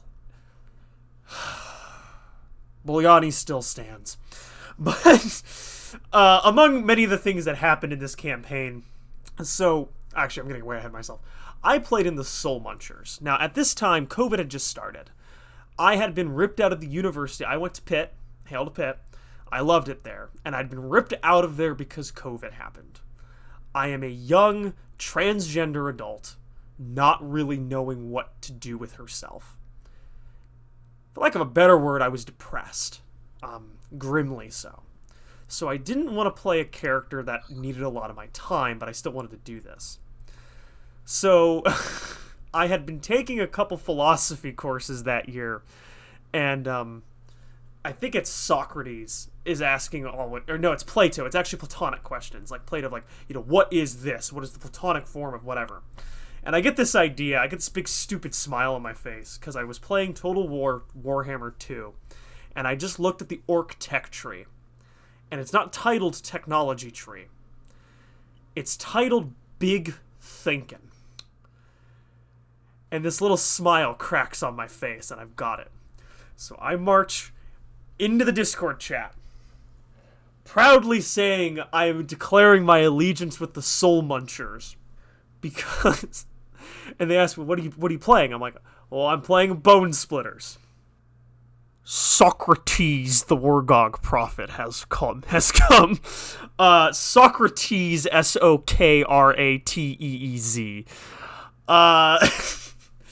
He was a Wargog prophet obsessed with trying to find the answer to what is Wa.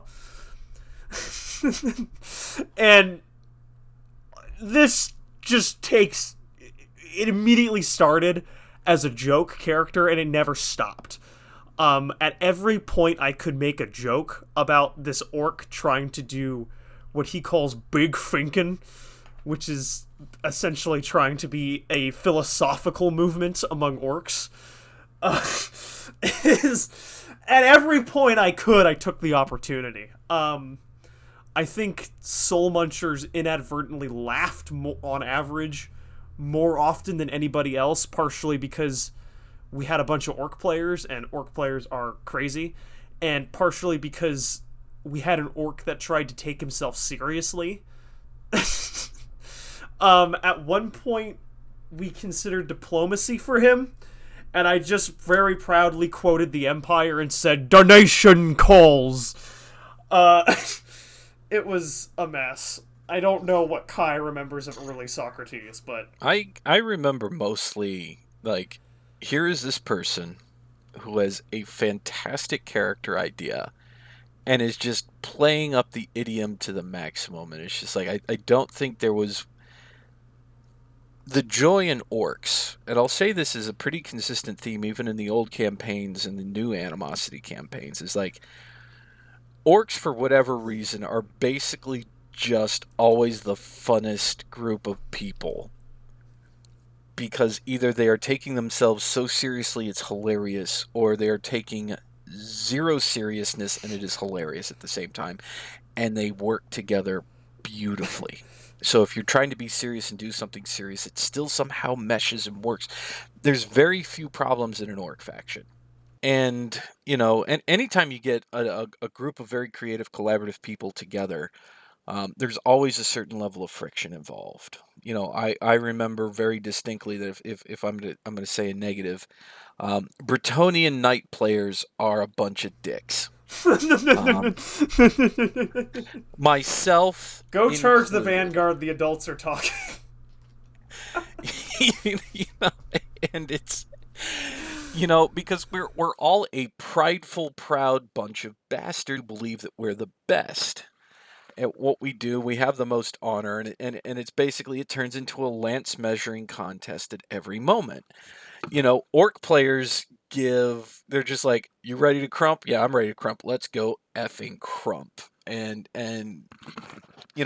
even from the lowliest grot to the most insane ogre, orc players universally just have this vibe about them that is just fun. And that's one of the reasons why I enjoyed playing in the Soul Munchers, because it was the first time, the new campaigns brought a lot of firsts for me. And like, it was the first time I just broke mold from what I would normally try to do, and just, you know, I didn't try to do the serious Bretonian Knight thing that I'd done for a very long time. Even though I was having fun with the Green Knight.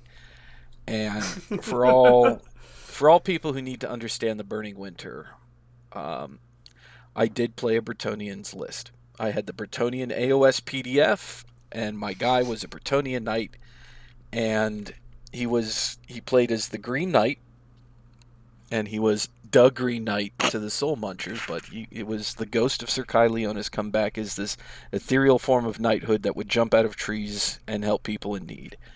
And he I love found that. himself, and it was right after the Necroquake in the Grand Lore. So there was all these free roaming spirits. So my whole thing is like, Sir Kai Leonis, the soul of the Bretonian Knight, is one of these that's probably in a storage jar somewhere in one of Sigmar's many vaults hidden around the world, as a soul that didn't quite make the cut to be turned into a Stormcaster. At least this is the headcanon I have for it. And then the Necroquake happens, the jar drops to the floor, it breaks, he busts out and he's like, where the hell am I, and can I charge something? And so he's a Green Knight now. So he's running around doing his thing, and I've got my my painted Bretonians that, my headcanon lore for them is they're a bunch of human tribes that had horses and wear heavy armor, and here's this Green Knight that's an exemplar of honor and virtue for them to follow. So he inadvertently is sort of a pseudo demigod that's created a Bretonian-like force, while not being like he's the only true Bretonian in it. Yeah. And even then, he's not sure where he is, or what's happening. Um, he just knows he's in the middle of this war. Things need to get done, and there's this whale that needs to be charged. So charge Yes. the whale was kind of my battle cry going into this. And I said, you know what? Kai recognizes what orcs are and what they're about, so he's going to gravitate towards them, and we're gonna have a lot of fun. And this is where just like the evolution. So Socrates, um, and part of an animosity campaign is like, you remember stories and you remember moments, and sometimes it's very difficult to remember details and specific things. So I like remember that Socrates was always coming up with these like having these deep philosophical conversations about what is wa. And you're just like, okay, so you're the guy high on weed in the corner, philosophizing about stuff. Yep, It's basically. like you're that guy at the party. You know? Yeah, no. Well, I mean, that was the best part too, was because every now and then Jack would come in and do that. So I guess Jack would come by, take a blunt from me, and then go back to the party. Because Jack and I hit it off so well, because we both had bizarre work schedules, despite being an ocean apart, that somehow our free time lined up. So Jack was the person that really made me sink my teeth into Animosity. So shout out to Jack. We love you, buddy. And like, I just remember because I had I was in there with Beaveld. And Beaveld and I have been thick as thieves since Animosity 2. Oh yeah. Like, he's the other, like, okay, so if I am an OG Bretonian, he is the OG Bretonian, because his character, Sir Beaveld, is actually canonized in Games Workshop lore. It is. He is mentioned in the Nemesis Crown campaign as having charged and dying at the hands of Cetra. So, he made it, he won, he is the guy, and Sir Kai is sort of his fanboy. If we're going to be honest about it, it's just like, man, I want to be like Beaveld when I grow up. Little do I know, we're about the same age, and he's just like, I always respected what you've done. I won't put words in his mouth. He probably doesn't respect me at all. He's probably That's like, kind of who's this funny, guy because that's kind of who keeps the following me dynamic I around? have with you, of all people, where it's like, man, I want to be like Kai one day, and you just kind of look at me and you go, why? Like, look at what you've already done. I'm just like, okay, charge more things. You'll get there. Let the rest happen. I just suck at Yeah, letting the rest happen. But I, we'll work on that. Don't worry. we'll get there. But Now, but, story time, but though. yeah, You but finish getting yours. in, I'll finish mine. yeah, just to quickly summarize it, like in these campaigns, you're constantly you're working over time zones, so different people are on at different times, posting different ideas, and a Discord server can sometimes. The old forum posts were nice and slow, so you had time to digest and think and post. Discord can be much more like a text thread that just pops off. So I call it drinking from the fire hose sometimes. Um, and it's a lot more because where we used to write paragraphs and we were done for the day, now we're doing like one sentence blurbs and tweet. Hit tweet. Send tweet, yeah. Yeah, send tweet, wait for replies. There's 87 billion of them, and then like your eyes are bleeding by the end of the hour, and going like, I really should get back to work, but I don't want to miss what I can see them typing. Like I know there's going to be something here. It's like I better just call work and tell them I'm sick. I need to spend the rest of the day debating the finer points of how we're going to drop, rocks on things. Well, okay, so let's get to that. So, was it week 2 that you brought this up to us? I want to say So it was this turn is 2. Turn two was my master concoction of the evolution of the original idea. The original idea was actually I started a thread, I think. No, I posted a thing that got turned into kind of a pinned point of, okay, so we're in the campaign. Let's think of something insane to do. Like Yeah. let's have a wild ass plan that's just insane but awesome that we can pull out when the moment's right. Like let's put an ace up our sleeve and wait for the moment to play this card. And so we were brainstorming ideas, and like one guy is just like, so we had a Caradron player, and he's just like, let's drop a stone horn on somebody. Ladies and So gentlemen, it was all downhill from here. so the great stone horn drop. So So, when we talk about this idea of engaging the imagination beyond anything ever intended by a game designer, so and the fun with narrative storytelling versus not narrative playing, and this is the fun thing I would point out for something like an Animosity campaign, is while you can take your guys onto the battlefields, fight a battle and report it and do an awesome thing, it also allows you to do things that only can happen in stories, like only happens in the lore but never really gets to make it to the tabletop. Although I'm holding out hope that Animosity will ascend the moment something one of our factions has done in a campaign becomes a legitimate like stratagem or battle tactic or side note on a war scroll that becomes an actual ability in the game. that's the That's dream. my grand goal. That's my dream. I'm So, not sure Alex agrees with me, but that's what I want. I mean, we'll see something one day. But it should also be noted, the coalitions at this point in time, you're never faction locked. You're never locked out of a coalition. But in like the lore writing, it was very apparent that what these coalitions were. So like Soul Munchers was mostly destruction, but then it called out it's a bizarre blend of destruction and Ideneth worshippers of a dead god whose goals have happened to align in wanting to kill the Urwhale. So our faction in practice ended up being about 35 orc players and about 5 Ideneth politicians, basically herding cats. And it was probably the single most fun I've ever had in a campaign chat. Nothing's ever come close to the ridiculousness that we got up to in that chat, like in character of like we're all like raving lunatics, and then the Ideneth are very seriously talking to us about our ideas and how we should do them and what we need to change. And then we're like the orcs are receptive of this and go off on another big long tangent about violence. And then the Ideneth go, okay, but what if we change this instead because this is better aligned with our goals? It was the funniest goddamn thing I've ever seen. So the serious, and this is where I get to tout the fact that, Alex and I have Alex, who is the current head of the Animosity campaign, the current, caretaker, I guess is the word I would use for it, because he's not the originator of the campaign, but he is the current guy who has taken it into the AOS age and is the caretaker of this little niche that this little niche thing that we've created and love. Alex is an old school player. He joined in Animosity 4, Arabic numeral 4, and we've been thick as thieves ever since.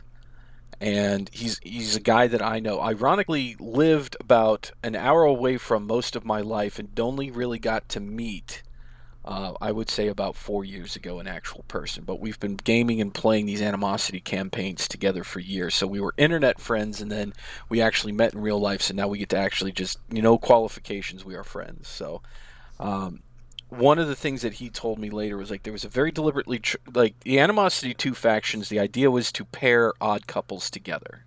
Now the campaign is never going to factionally lock anyone out of a faction. So the idea is that you always get to have strange bedfellows. So while there may be things that more align towards an order player, it does not preclude or specifically and ever will specifically disallow like a chaos player. Now, figuring out the internal dynamics of when you have a Stormcast standing next to a Demon Prince in a faction chat, that's a whole different kettle of fish, but we call that the challenge of the strange bedfellows. But this campaign was unique in the fact that it deliberately paired factions together. The other ones are much more agnostic.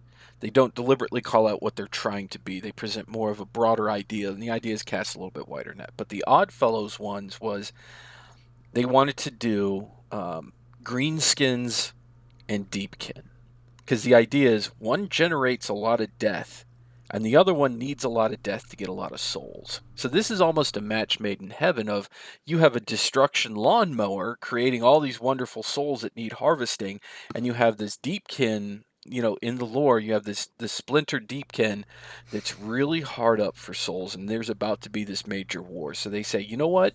Instead of doing it ourselves, maybe we should align with somebody who's really good at killing, so we can get the souls we need to replenish ourselves so we get our strength back.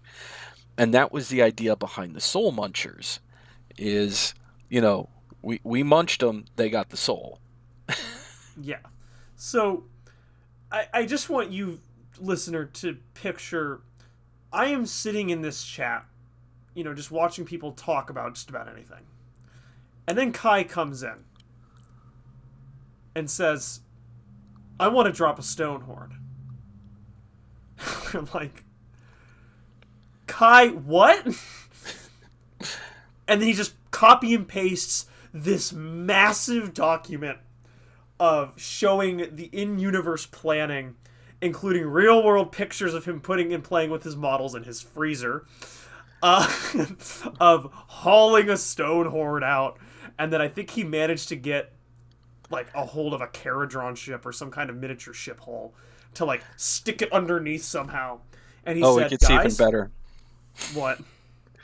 To describe this, I created a 5-page, 5-step plan because I really liked the idea of dropping a stone horn, but I felt like just dropping a stone horn didn't encapsulate the full narrative feel of what had to be. So I'm just like, okay, we have a Caradron Overlord's guy that's got a ship. So we need to get a stone horn. And so I'm imagining in this insane... I basically engaged what I like to call my orc logic side of my brain, where I basically shut down higher thinking and just had fun. And it was literally, I brought out my miniature collection because I'd have some... I had the start collecting box for Beastclaw Raiders. So I had Mournfangs and I had an actual stone horn. I liked the model. I wanted to have it.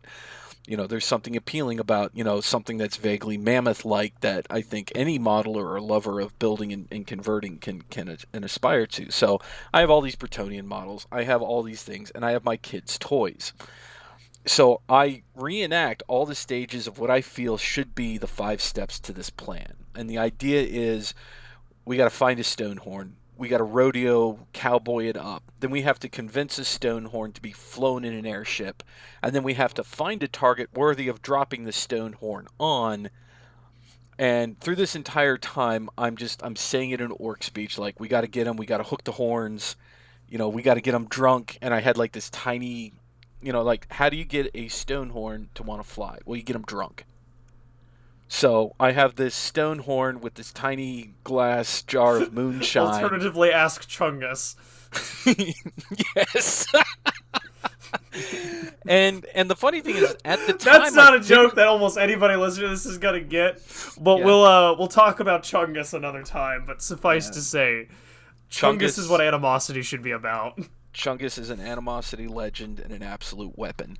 But I didn't actually have any Caradron at the time, which is ironic considering my first AOS army choice. But what I did have was a Tau Devilfish and some old dwarf cannons. So instead of the drones, I used a Farsight Enclave's painted devilfish and just put a couple of my old dwarf cannon models in there and called it like, I don't know what a gun hauler is, but it's hauling guns and it's going to pick up this stone horn. And just perfect orc speech and just having fun with like, and the idea behind it is like, I'm presenting a story of a plan. And the plan is in 5 steps. And the idea is to invite other players into, hey, I need somebody who can rodeo up some stone horns and write a fantastic story about how they're going to get the stone horns.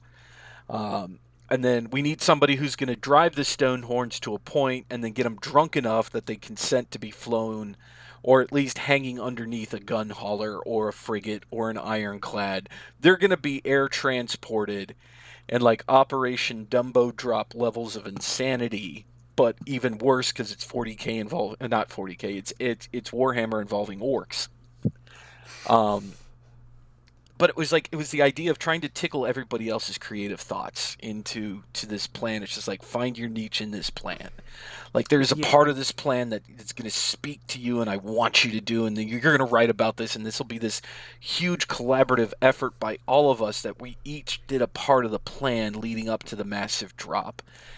And this was all because the original idea was thrown around turn 1, and then turn 2 is when I came up with the okay, here's the 5-step plan to implement this, and then we just kept building on it and refining it. And like, do we want to use it turn 3? No, we don't have a good spot for turn 3. Do we want to use it turn 4? No, and then it's like came turn really 5. Close there though. We came really close. But we also realized like the last turn of the game would be perfect. The moment came and we had literally 5 weeks of just pure insane escalation, one-upsmanship through this entire group of like 20 to 30 very creative people, very motivated people who love this plan. And the end document turned out to be, I believe it was 50 pages of written lore that we did in a Google document that we submitted for our collaborative reports. And it's just this fun moment. I think it encapsulates everything that is beautiful about narrative play in AOS, because AOS, and this is where I'm going to go off on a fast tangent. Of course, nothing with me is ever fast when I'm talking. No, it's never fast. I just want to point out, I get about 2 sentences out. It's 10 minutes of you talking, and I'm here for it. So let's just keep it rolling. So a lot of people ask me what I think about AOS versus the old world. And especially considering that I did a massive amount of character creation, role play, and a heavy investment in a Bretonian identity in the old world, only to have it kind of, at least lore-wise, or at least if I was to ascribe to what happened to the old world, retconning Storm of Chaos, if I was to be very literal with it, means everything I did with Sir Kai Leonis happened after Storm of Chaos, because in the narrative of the time, Nemesis Crown was the seminal event for the creation of my army. And Nemesis Crown occurred after Chaos was defeated in the original Storm of Chaos invasion. So by retconning back to Storm of Chaos, technically my army never existed. What I did never happened. and I don't like that. So I just ignore it.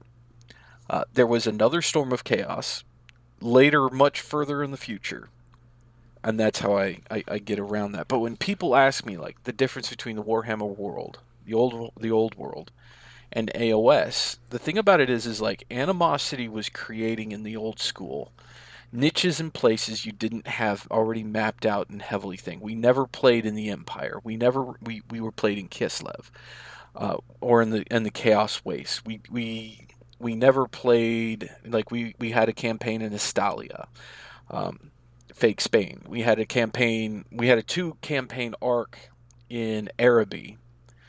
We had a campaign set 3 in in Cathay? Cathay. Well, it feels like three, but it was really one. But the ripples of the campaign in Cathay had consequences through the rest of them. So the philosophy at the time was to go and find the places on the old world map that nobody had filled in, And fill them in. and to create something that could be a fill in. We were never trying to replace or override Games Workshop lore by any stretch of the imagination, but Games Workshop at the time had this thing, it's like you're stuck in a singular moment of time perpetually. It is always this year. Karl Franz is always the Emperor of the Empire. Leon has been the king of Bretonia for 20, 30, however many years it was at that particular point. I'm a terrible Bretonian if I don't know. I'm a terrible Bretonian.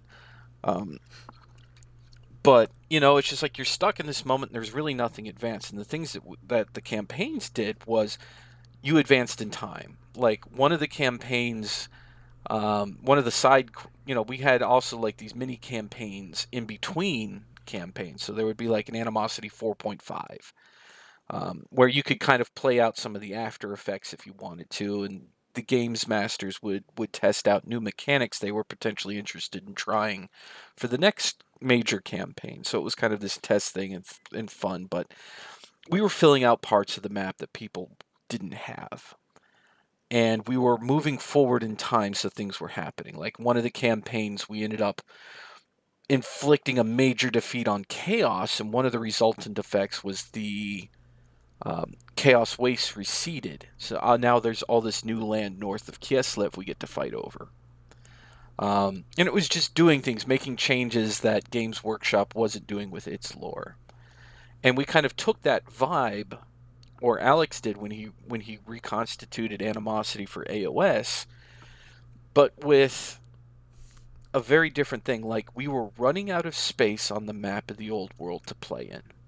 And we were starting to have to look at the fact that the way that we would have to find space would be to start to break things. Like one of the ideas I remember was King Leon dies, and now there's a succession crisis in Bretonia, and now it's a free-for-all battle for who gets the crown. Interesting campaign. That would But actually be pretty cool. you're breaking lore. You're now playing in a well-written out box. AOS comes along. The mortal realms are wide ass open. There's very little that maps out more than parts of these realms. And what it does is for a narrative player from a creative standpoint, especially for somebody that does what Animosity does, is now there are no boundaries. There are no borders and there are no limits. Like you can literally create entire nations, entire worlds within these worlds. I think it's a famous Gotrek quote. He says, like the entire empire would fit within, um, what is that city? Hammerhall? Hammer, yeah, Hammer Hall. And he's talking about just how big the realms are, and we play on that a lot. Where now we can, there is no limit on the spaces we can fill in on the map, because the map itself is infinite. And the map itself is constantly reinventing itself. So we can do more things narratively. And, my jump from Warhammer to AOS, like Alex out of the blue sends me a text message. He says, I'm doing Animosity again. Are you in? I go, well, hell yeah, I'm in. What's the gig?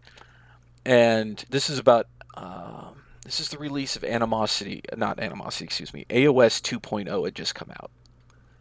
And I'm just So like, can I? this is what was it? Shadows over Amasia? Is that what it was called? Yeah.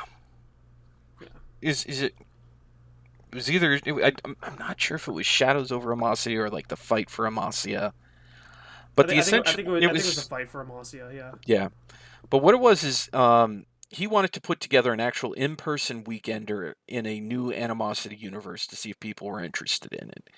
And I'm living, now about 2 hours away from him, and I'm just like, you mean we actually get to meet in person for once and have a reason to do it? And the idea was is that he made this event campaign pack that any narrative event organizer could take and run, and he kind of had this thing. It's like I want to do something where it's actual in-person games, but you report it like an old school campaign to an online website, and we do it over one weekend rather than like the month the month to month and a half, the 5 week campaign.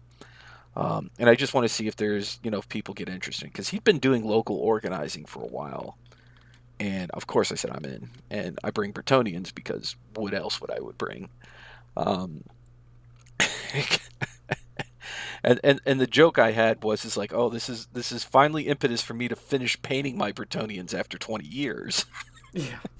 So Um, anyway, yeah. So anyway, we gotta get a little bit back on track here. all right. So we're never gonna be on the rails when you That's invite fair. me, because I can just talk for ages and ages. It'll That's be in, fair. we'll go from the what is it, the age of faith or the age of hope to the age of story. Sigmar will rebrand it the age of story from how long I've talked. Um, No, but that's but fine. anyhow, so it's like he tells me his pitch to me for why I should play AOS. He says, elves on sharks and dwarves and zeppelins. And I'm sitting here thinking about that, and it's just percolating in my brain. And like the narrative storyteller and the creative person in me is like, one, that's awesome. They literally put elves on sharks and they put dwarves in blimps. Like that is fantastically creative. That is so far out there in the realms. It's like we're not even on high fantasy. We're on cloud nine. What the hell did you smoke fantasy? That's how high it is. And Yeah. like I am here for that. Like that to me is interesting. And I will freely admit, like it's not everybody's cup of tea. Some people like the more grounded, more rooted in actual historical wargaming roots of the old fantasy battles. And there's a lot of people who legitimately would much rather play old square base. Now, I've rebased all of my Bretonians onto ovals and have a great amount of fun charging them into things that they have no business charging because I'm a PDF list that's horribly outclassed by everything. But I've I've won. I've won using Bretonians. So it is possible with enough audacity and pure Bretonian valor to win using Bretonians in AOS. Um, then 3.0 came out, and I don't think I have any hope. But Yeah. I No. You're. I think the Bretonians have hit their. yeah, I'd have to own a lot more Pegasi Knight than I do. Yeah. Well, I mean, And it's funny that we get into like the units that we use because an issue that I've had, like, I mean, because the core of it's like you had a very specific purpose with yours, but my specific purpose had turned entirely open ended, and that was the idea that it's all orcs, so it's big wall or nothing. I can't play just one army. I have to do this as a soup, especially with the successor character. It had to be a soup because it was finally executing on the concept. It was finally yeah, executing on the concept I'd been building towards. So, Animosity Roman numeral 3. Socrates dies. He gets killed trying to basically save everybody else's ass is the short of it. We had this epic like 2 week struggle over a MacGuffin. It was the Eye of Noctis. I'm not entirely sure what it actually was. I always imagined a cross between like a planetarium and a compass, where both of the two factions wanted it, we wanted it, and somebody else wanted it, and they stole it, got it on an airship, and the airship starts flying Going into turn 2, we ambushed the airship in a giant Skyfleet battle and managed to bring it down in a mountain pass. So now we're at a stalemate. We are waist deep in snow. There's no way out. And we have to make a choice. We barely won and we threw everything we had at it. Do we retreat and cut our losses, or do we stay and fight? Socrates, who by this point I've been playing the character for a year, has kind of figured out what he wanted. You know, he's kind of answered the question of what is Wa, and it's really fighting alongside people and you don't want to fight with anybody else. It's loving who you're fighting with. And this really happened through a lot of, again, going back to how Animosity is now, a lot of personal interactions with characters. I worked closely with a vampire and I don't even know how to describe him other than Pumpkin Slender Man. Like, Yeah. Nightmare Before Christmas type of tall, thin guy with pumpkins. It was kind of the greatest thing ever. It was definitely a Tim Burton feel. Yeah, definitely a Tim Burton type of character. Like That's a good way to Nightmare describe it. Before Christmas meets more gourds.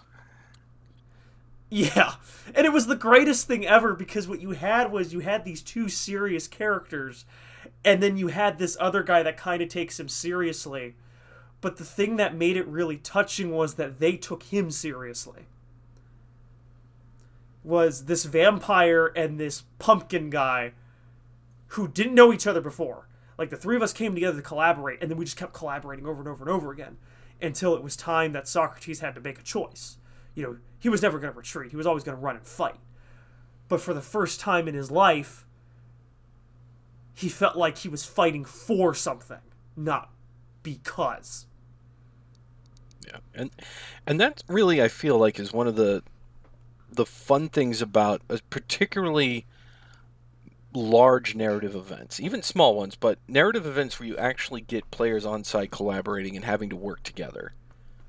Because then you start getting the interactions in character between these people. You build the relationships, you build the interpersonal things. And this is where I think animosity narrative versus some of the more in-person narrative events has an advantage because you're encouraged, and through the medium of having to express through a text thread, using the Discord servers to be in character at all times. So it has, by its structure, an inherent, you're telling the story while telling the story while telling the story. And being able to interact and collaborate in an in-character way as well as an out-of-character way, it brings an element of heavy role play that you only get sometimes in the MMORPGs or in other mediums that you don't get. Like, it's very hard unless you're LARPing in person to get that same kind of feel that you get because the theater of the mind imagination through the text in the Discord. So those kinds of collaborations and those kinds of character building events and those kinds of seminal moments that you get for your character, to go back to the original question of why narrative, well, here's a reason why. Because now you've created an identity, you've created this thing, and now when you take that potentially to a battlefield, in the mundane way of playing Warhammer instead of our particularly interesting way, there's history. There's a gravitas behind that person when they take the field that you feel. And the character at that point starts telling you what you should do on the battlefield. And that to me is where the fun is at. It's just like, this is the tactically sound decision. My character would never do that. They would do this insane, audacious thing over here. And then when you would do it, because and you almost have that thing where it's just like the other players, if there's, they're expecting the traditional tactical, and then you pull the craziness out of your ass because your character, because the voices in your head told you to do it. If I'm gonna break it down into the most insane interpretation possible, but to me, you know, I have more fun when my characters speak to me about how they should act on the battlefield. And knowing that there's this weight of story, the reason why this character is there, the reason why he's surrounded, or she, or they, non-discriminatory, I mean, or pumpkin in this particular case too, the reason why your character is there, the reason why they're surrounded by the people that they're surrounded with, or the machines that they're surrounded with, or the constructs or the summoned demons, there's a reason for it. And it informs you and it gives you motivation to play them, to model them, to build them. Because I think this is the other component that you lose out a lot of times is um, when you narratively play in this style, the unit choices and the reason for taking units in your list becomes obvious. My Caradron Overlord, which was my first non-Circai Leonis Bretonnian character in Animosity, and my first AOS army foray, I did Caradron Overlords. Dwarves and blimps and zeppelins just appealed to me in a way I can't explain other than to say that if I love knights in shining armor charging, one of the other things I love, and this kind of comes from that mechanical side of me, is I love turn-of-the-century World War I style battleships. Steam and guns. And Caradron gives it to me, and we fly. Steam and guns so is pretty great.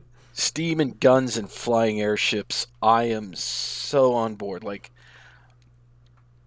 after Bretonnians, I collected some dwarves because I thought Ironbreakers looked cool. So there's always been kind of that dwarf tickle in me, and now they're flying in airships with guns. Yes, and it was also such a clean break from Bretonnia, it gave me a fresh start. And, like, my character runs a baking company. And the idea behind this is, like, I just want a badass grandma who bakes. That's the core of my character. And we love Theodra. She owns a... Yep. And it's just like, my philosophy in character creation is start with something simple, and then let the battle and let the interactions with other players, let the story unfold for you. Start simple, build in the complexity later, because things will happen that will inform your changes later. Like, let them play. And that can be very difficult for people too. Like, I am such a simpleton when it comes to these things. Yeah.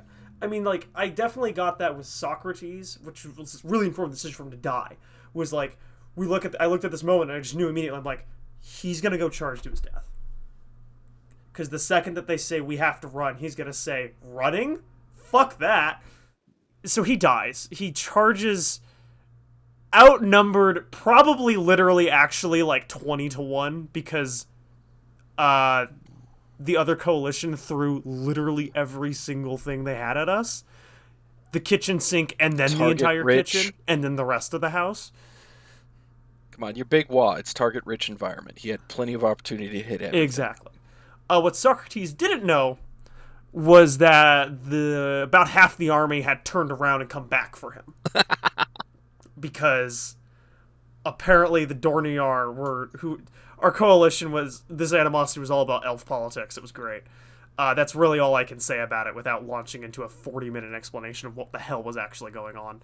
The keyword for the campaign was intrigue, and it was high elf intrigue. So elf it was high elf intrigue. Politics. Enjoy. Yes. It was great. It was a good Animosity. But half the army had realized what he was doing and said, we can't leave him behind, so they turned around and came back for him. We lost. We got completely smashed. But we got smashed a little bit less than we would have otherwise. But the thing was that in any other camp, or in any other, like, game that you play, you're not going to have the moment of your character making a choice and then the same turn saying you need to change that choice because they realize what somebody else is doing and they need to do something about it. Find me another game where you say, I'm going to stay behind, and the half the army realizes that you're doing that and stops the retreat and says, about face, we have to face this with him. You're not going to get another, storytelling experience like that. You're also not going to get the storytelling experience of where the hell do I go now in the middle of the campaign. Actually, you get that all the time if you play D&D. But yes, there's. I would say just quickly that D&D and our style of role playing have a lot of commonality, but not really. But yeah, no, it's not. It's really not that. similar at all. I think a lot of people think it's more similar than it really is. It's not similar at all. Yeah, and the thing that I come back to with this is like I find the animosity flavor of narrative, the ability to collaborate with other players, the ability to do things that only would be able to happen in a Warhammer book rather than the Warhammer tabletop. And then still being able to blend in and use what I do on the tabletop as I call it the ultimate binary decision device, um, where I'm throwing it's a throw of the dice in a literal and figurative sense, where it's like um, sometimes letting the battle result tell or expand the story, letting character interactions letting the interactions with your fellow players dictate where you go from there. Like the fact that, you decided to make this choice and sacrifice Socrates. And then everybody else having made their decision, looking back at what you just did and being like, no, I can't do that. I can't walk away.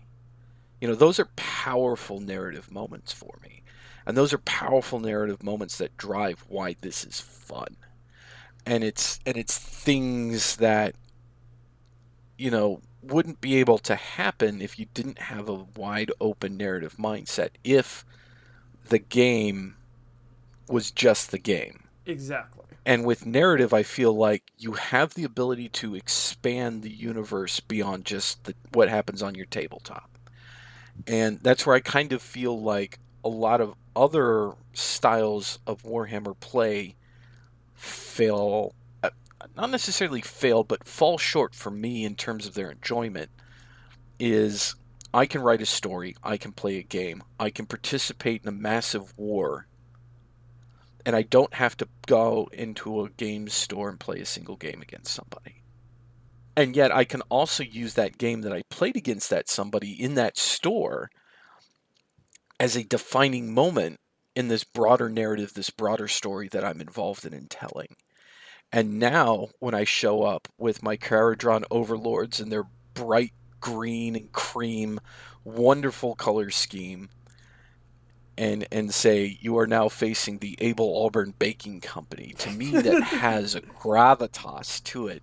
I have made a decision as to why my main character is an admiral, or is this crazy old lady in a dirigible suit flying around. There's a reason why she flies in a frigate rather than an ironclad, and it's because speedy delivery. Delivery guaranteed, you need fast and cargo space, and what better way than a frigate to get you there quick, on time, and when you need it the most. Why do I have sky wardens? Well, asset protection. You sometimes need to, protect the baked goods. There's these decisions, and it gives me the ability to model. And like, I find a lot of players struggle very hard with motivation to hobby.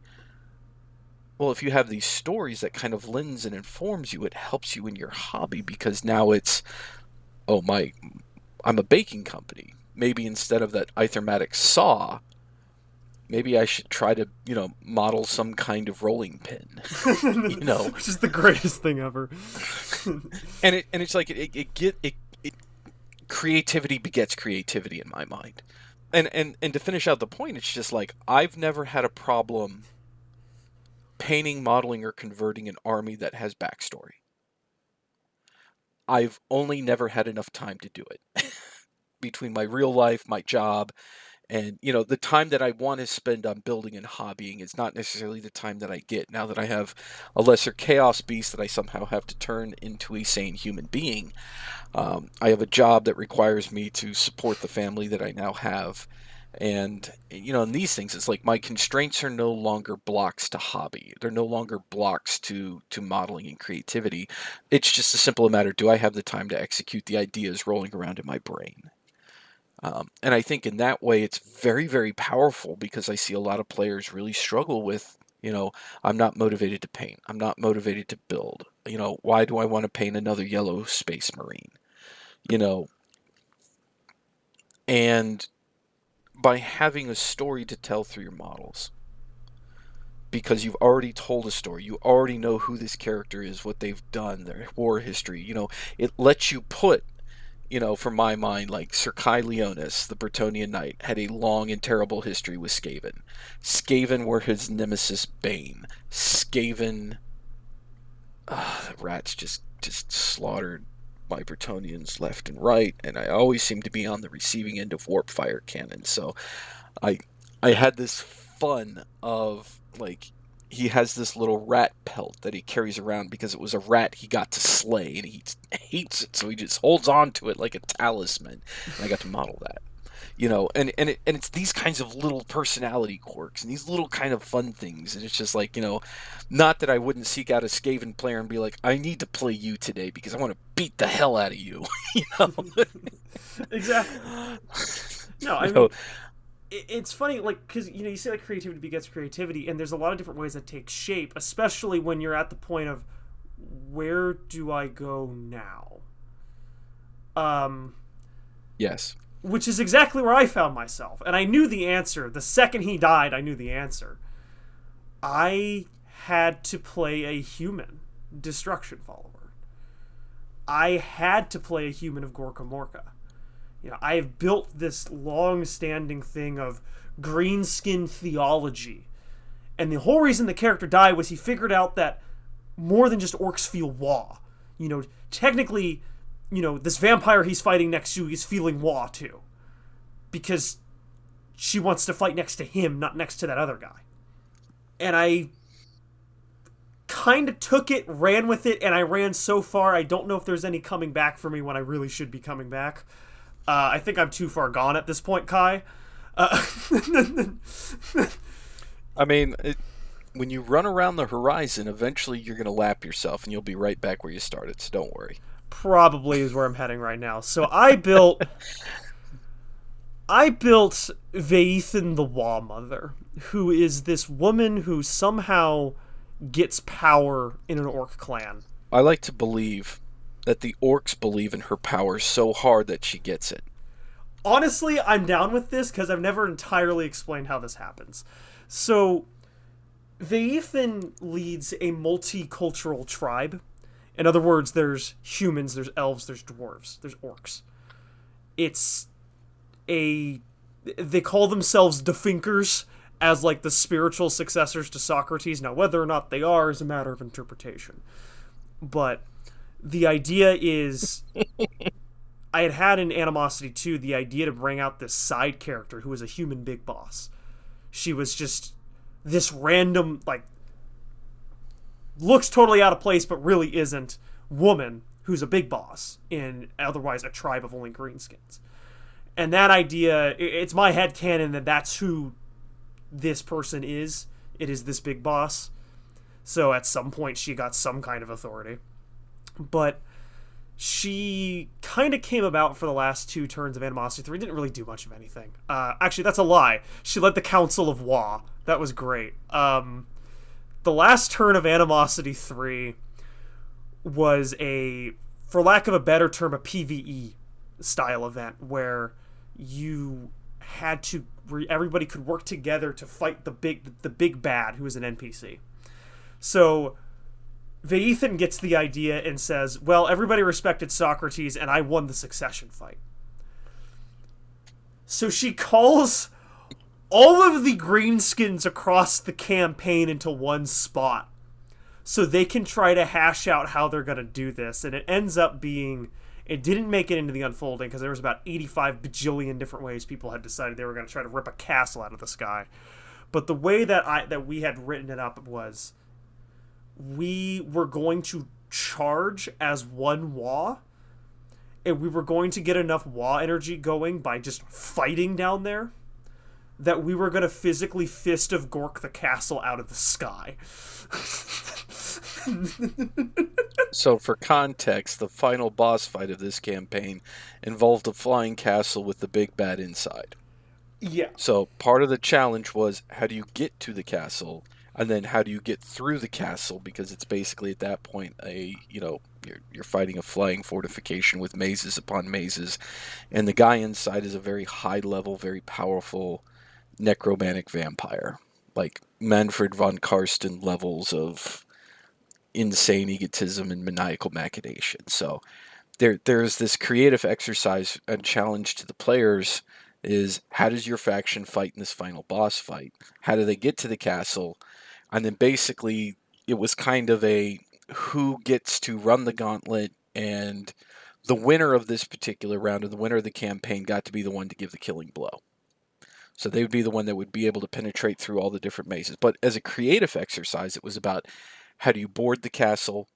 How do you attack the castle? How do you get through the castle's defenses? And it was left open-ended enough that you could kind of imagine the kind of defenses you would face and then how you would also machinate defeating them. So I had fun. My particular character basically decided to I will straight say I stole it out of Return of the Jedi, but flying the airships through the castle into the heart of it to blast open the final doors, crash land in it, and disgorge using prudency shoots everybody in the frigate.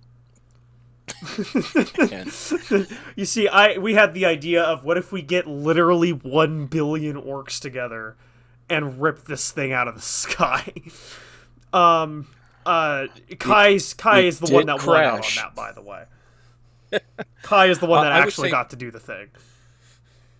And this would be the brilliant thing I would say about it is, even though my faction won the campaign, we got to do the final blow. Our idea for how to bring down the castle was not used. It was somebody else's.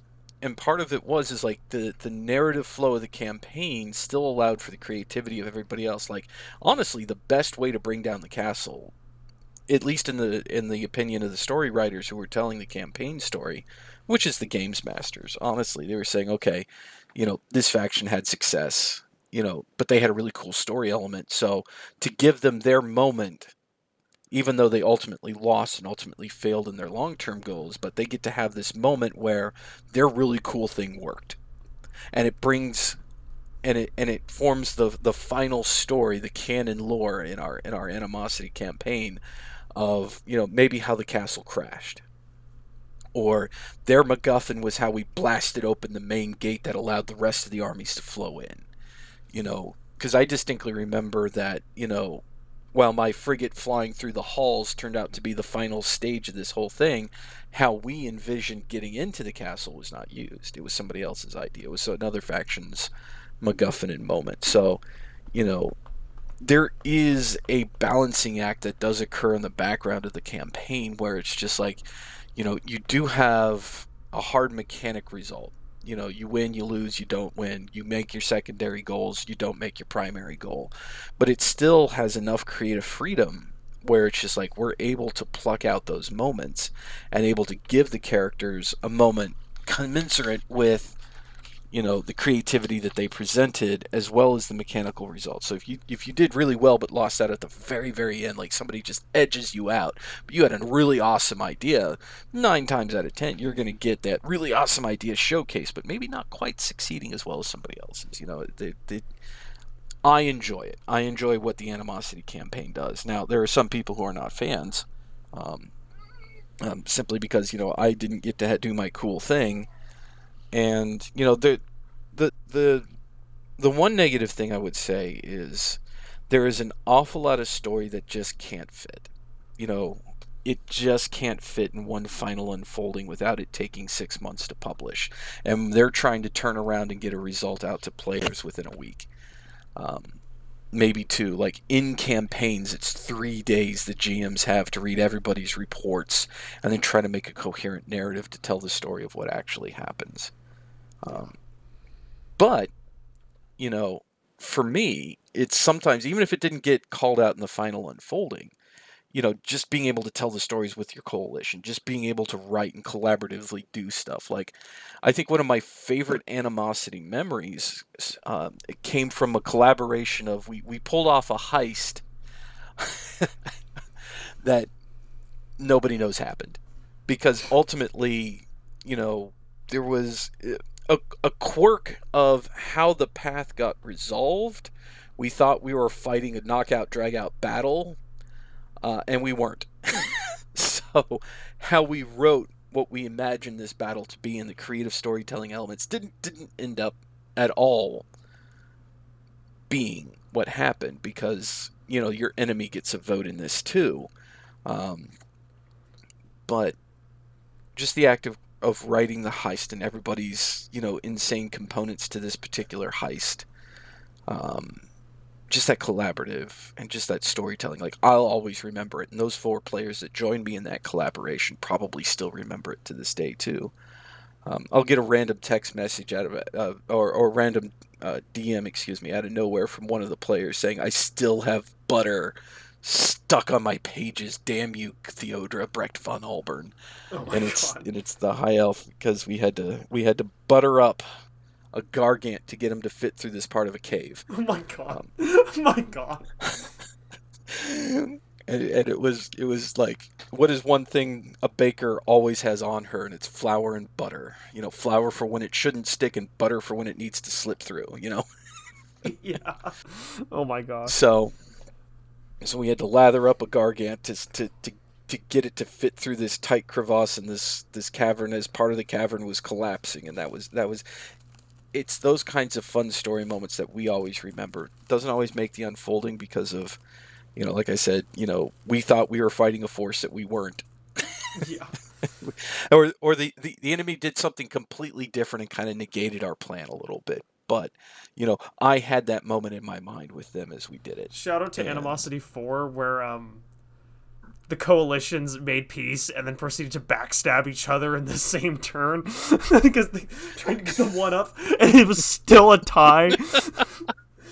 God, that was hysterical. So that was a moment. that was a moment. So that's the thing that happened, and there are moments in the campaign that challenge us as characters. But I think one of the things that we really see a lot of now in Animosity, and that I wish that we see less of in narrative gaming overall, is that the challenges your character faces in Animosity almost have to be self-made, because there is not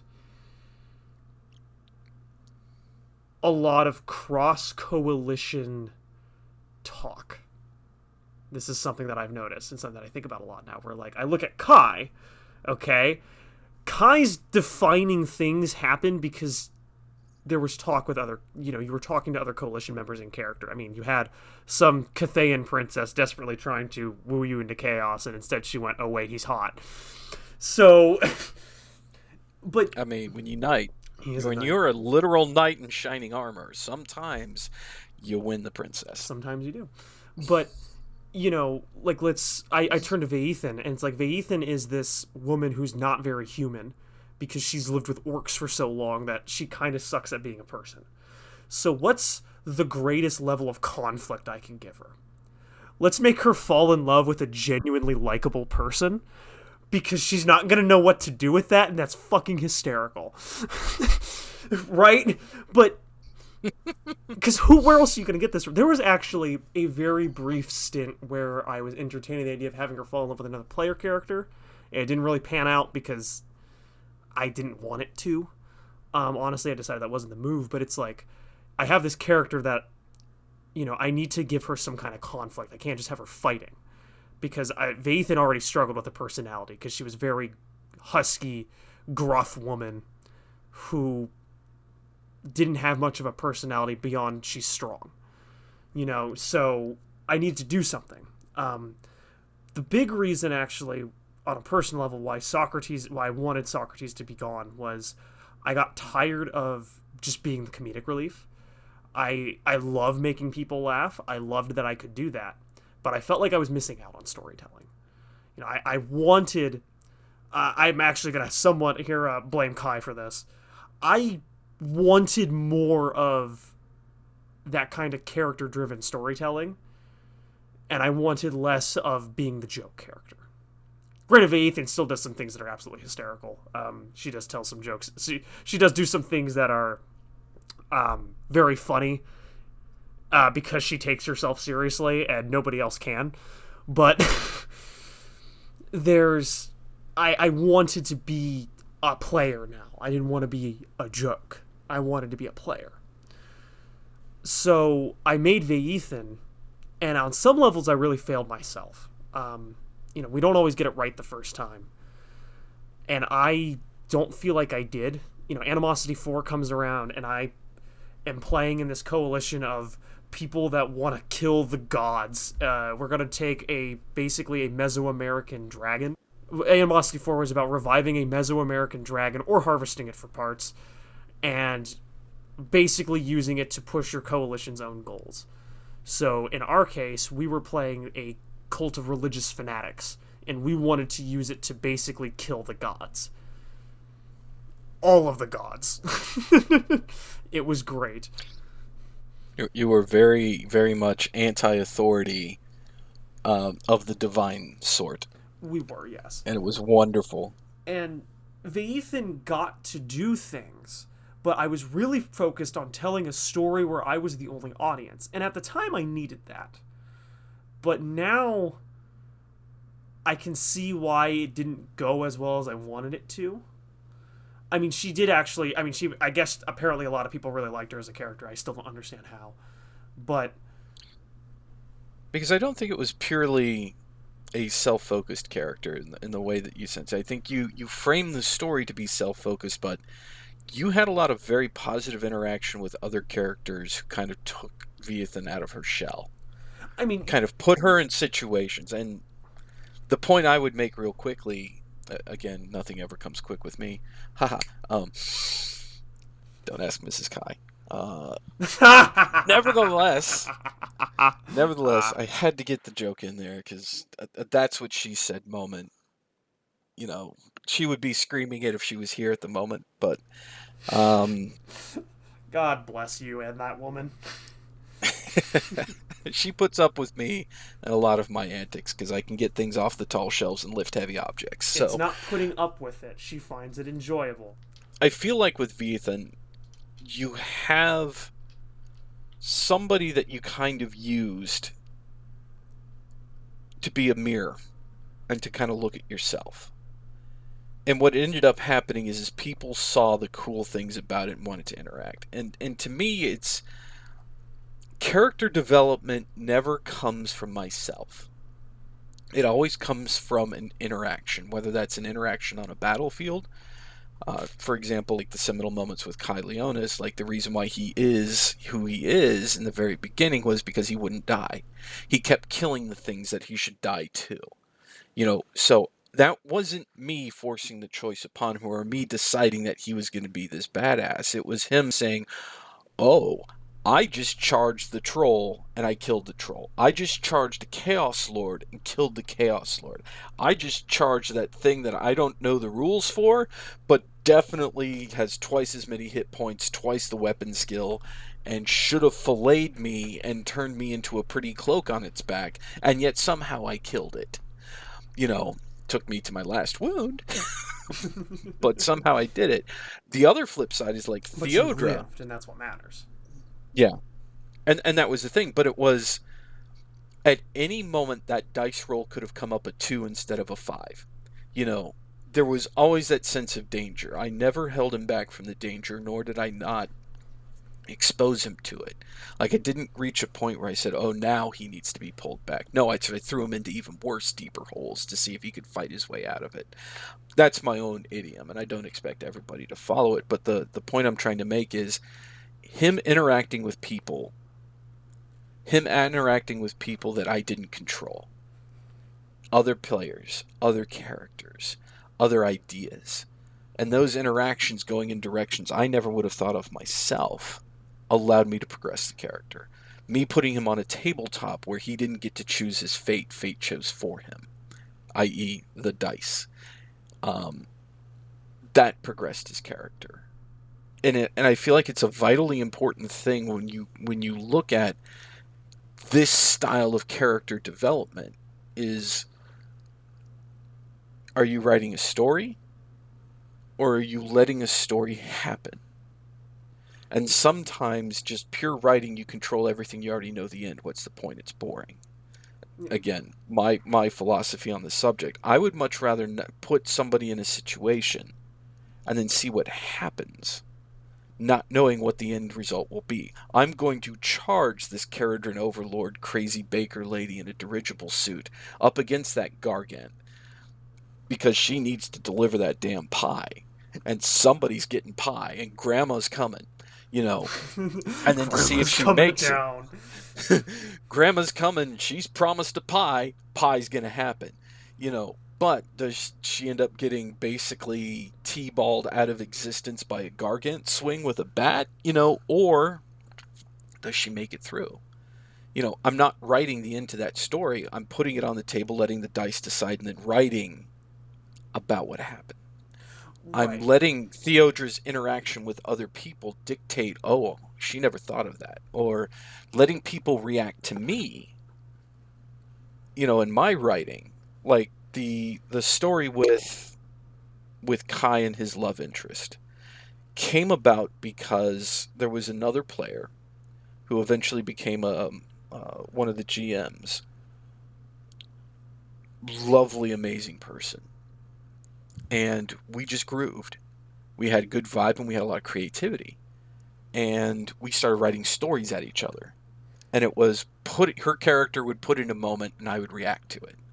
And I would react in a way that she didn't expect, which would then incite a reaction that she never thought she would have. So we're progressing through this story by just a back and forth, a punning, this very creative process. But it's just like you're dealing with another brain and another mind that sees things from a different perspective in a different way, even though she's looking at your character.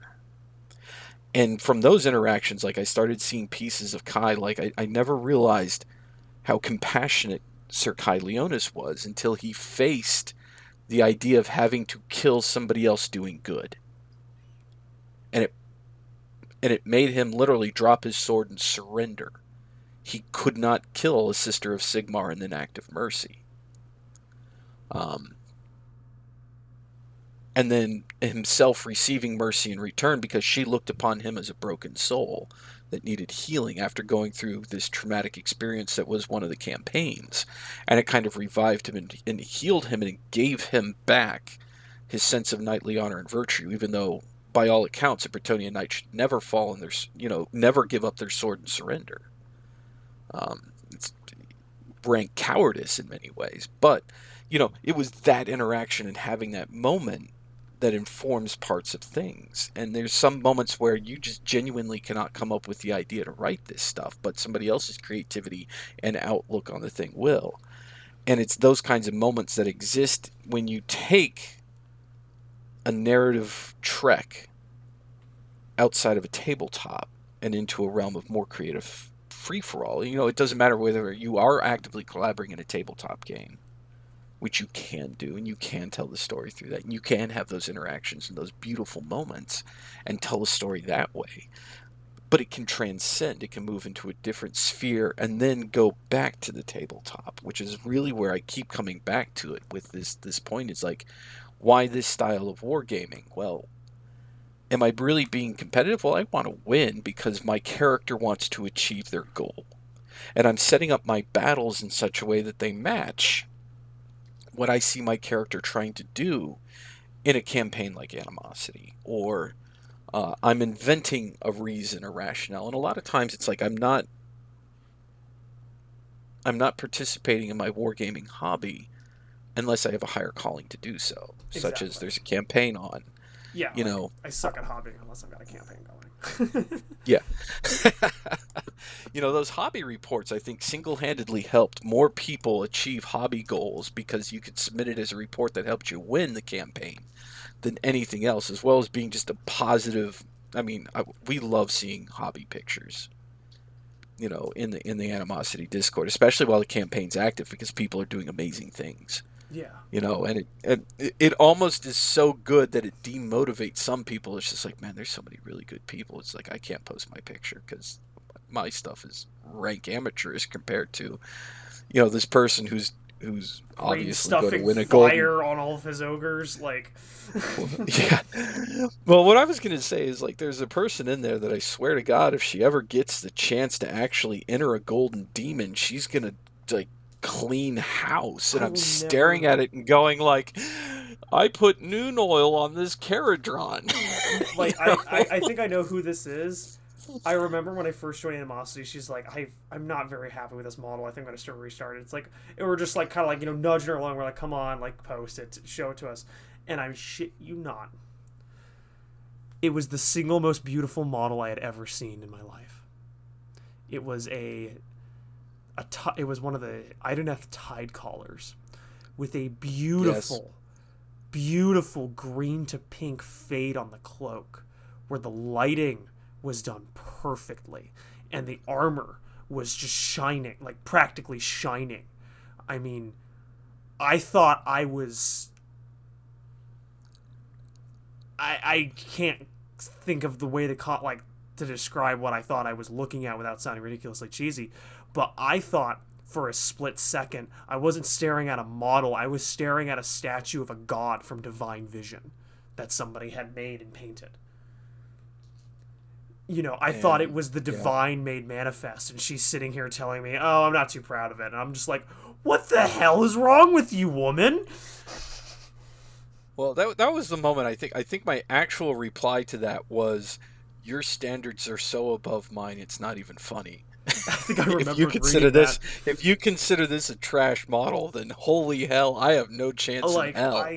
I don't know what to say. I mean she's a really cool person too. So I really hope that I think she's been talking Golden Demon recently, so I hope she goes for it because I really want to see Yeah. it, but oh my god. Like It's I think crazy. I think she's actually doing it. Like I think there's Yeah, been it's enough encouragement from us to say, put your best foot forward, get in there because you're going to win something. yeah, Like no. even if it's just our undying adoration for how well you do this aspect of our hobby. And that, while I stare at your thing and I'm tossed between trying to give you my next paycheck to paint my army for me or I want her to or paint saying anything that for me one day.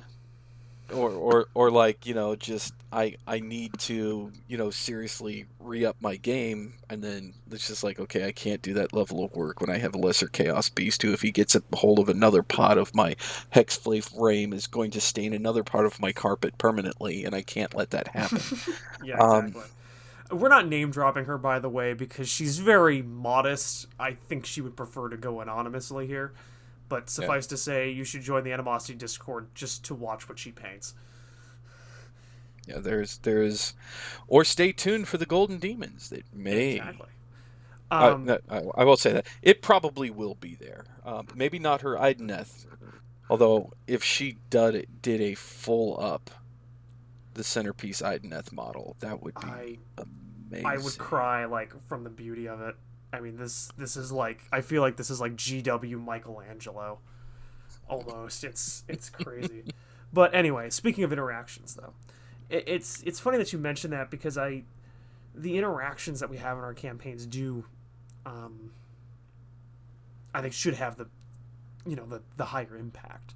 But and I look back on those things, and a lot of the things that shaped Vaethan were the things that I didn't expect. You know,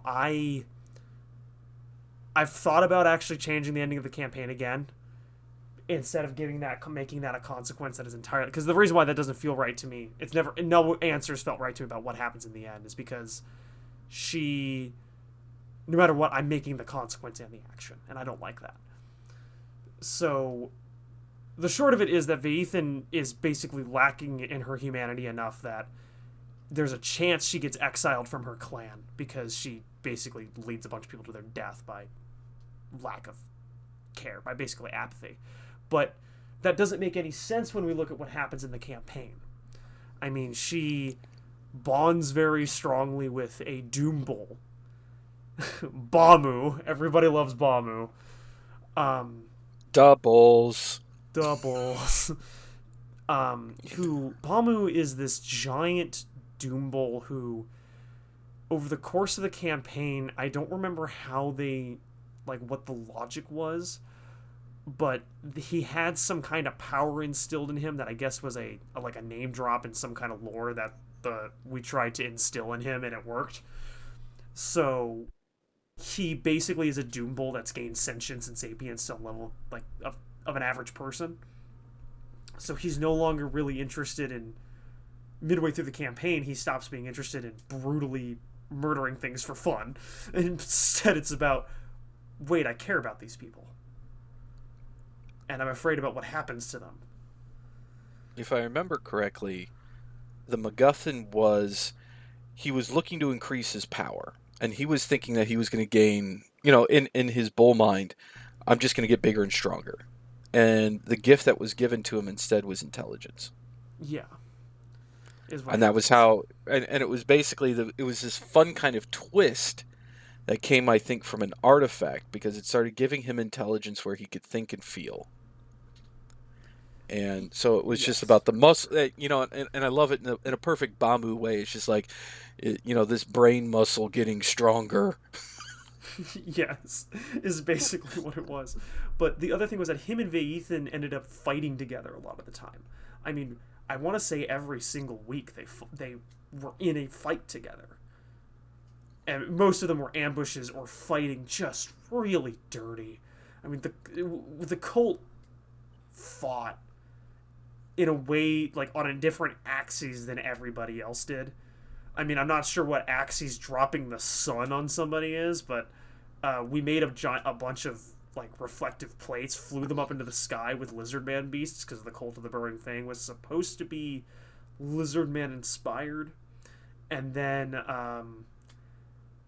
shot a bunch of sunlight into a kill box that we had made after terrorizing the opposing force for hours on their hell climb up to what they thought was a ritual site, and instead See, we dropped the sun on them. I'd call that the Z axis in physics terms. That's the Z. Yeah, Now, as no, to it's what moral axis that is, I have no idea. But oh, in Vathan's physical not a good terms, person. It amazes that's me this. that Kai likes Vathan. Well, Kai sees her inherent lack of humanity, and then watches her actually start to get humanity and realizes.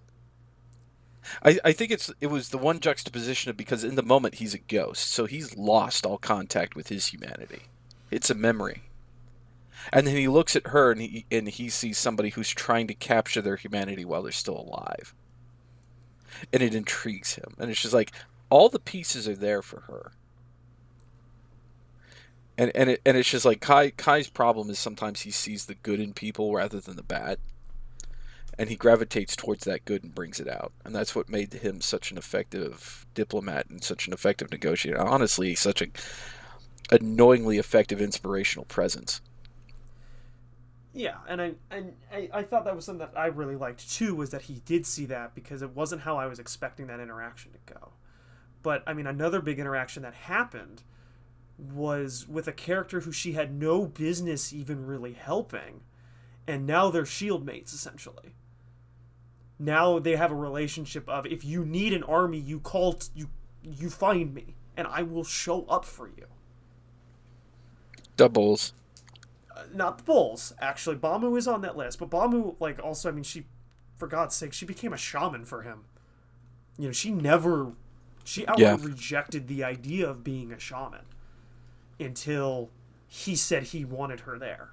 And then she said, okay, I will. Because for the first time ever, she had a friend. But the other character that really shaped her a lot was, of all people, Evangeline Riftborn. So Evangeline is a character who's best. I'm going to describe it briefly, and I know Kez is not going to be happy with me about describing her briefly because I can never describe her characters briefly very effectively. Like I just can't. I just suck at it. Is essentially somebody who had to give up their humanity to survive. Sounds a little familiar. So Just a little, pot, kettle, black. yeah, it's something like that. But the thing that Vaethan really saw in her, especially like in the mental breakdown that she watched her have, was somebody who was a survivor, but also somebody who she respected greatly because both of them had been through hell, proceeded to be on opposing sides of a battle, and they both survived. And that gets her respect because that says a lot. Like, if you survived fighting me, you've got the cut. And then she looks at their other similarities and she starts to realize that this is also a person. And I don't think she's ever had that realization with anybody else. Of looking at somebody and kind of seeing, not quite the mirror, but seeing something more there and going, I'm not going to leave this behind. Yeah. And I really liked that for her. But without both of those interactions, Vaethan would still be this raging, presence on the battlefield and basically not giving a crap if her comrades live or die. But those were both positions that I never expected her to be in. I never expected her to have to feel empathy. I never expected her to have a friend that would look to her so highly that to ask her for her help with something. Basically, Bamu, there was a point where in the final moments of the campaign where characters could compete, air quotes, to become a member of the Six, who were the dragon slayers for this big Mesoamerican dragon. So Bamu wanted to go for it. Bamu wouldn't do it without Vaethan by his side, and she unquestioningly just said yes. At week 1, if that had happened, she would have scoffed. 5 weeks of later of interpersonal interactions, here we are, finding our humanity again. A story that probably never. Sorry. No. It's just it's that point at which, I touchstone back to the core element of this entire session is, why narrative? This doesn't happen in a competitive context. This doesn't happen, even inside of a regular game. Like, this only happens when you have the presence of a broader narrative that you're playing in. And while this may sound more and more, like a, Kai and, Ayli tell war stories about their Animosity campaign experience, and this is, running the risk of becoming just a giant, why you should play in Animosity campaigns, or even expanded why you should play in narrative campaigns, period. Particularly as somebody that's interested in character development and role play, but it's just like these kinds of interactions and this kind of depth to a character that essentially becomes a plastic model on a tabletop. Either they're a plastic model on the tabletop that has a name, or they're a character that has a living, breathing history, that has emotions and conflicts, that has friends and enemies, that has these connections to things beyond so many parts of the world, and then has purpose and reason to carry on continuing to exist in that world. A lot like how we do. I mean, the big thing here is, to try to tie a neat little bow into this, because we are 3 hours into a conversation here about. I mean, so we're halfway done, right? Exactly, we're halfway done in terms of narrative. But the thing is that if you're somehow still with us, thank you. Thank it means you. You've listened to 3 hours of me. But the other element of this is all of these stories are things that compel us. These are all things that, for whatever reason, tickle our little human brains and go, that compels me, and I want to know more. I want to keep going. I want to find out what happens to this person. I have something to share. I have a story to tell you. And, I mean, we touched on it in one sentence, but humanity's been telling stories for as long as there's been humanity. A narrative campaign then kind of fills the gap, or kind of fills that gap for many people in a way that nothing else will, and in a way that people across generations, for as far back as there have been humans, have had to try to fill that gap. Or rather, I shouldn't say a gap, have felt compelled to do, and other people have felt compelled by them. I can't believe I'm going to quote Banner Saga 2, of all things. But there's a point in the video game where your main character is questioning what they've done, as they've led this village across the land running from the apocalypse. And there's a skald. It's a Nordic-inspired game. There's a skald who's basically a storyteller, a singer-storyteller, kind of like a bard.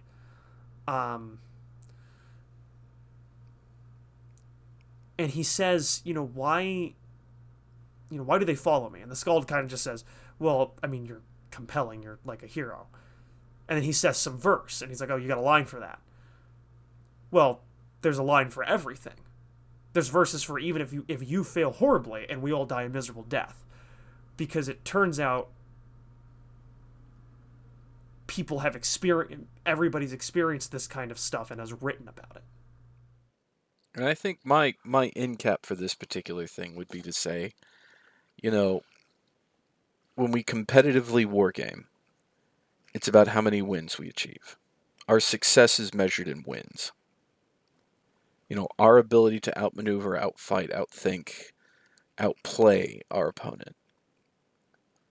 The most interesting narrative things that have ever happened to my characters and to me have occurred when I've been defeated. Losing is about a transformative experience. It's about something that I would not choose for myself to happen. Wouldn't be something my characters choose for themselves to happen.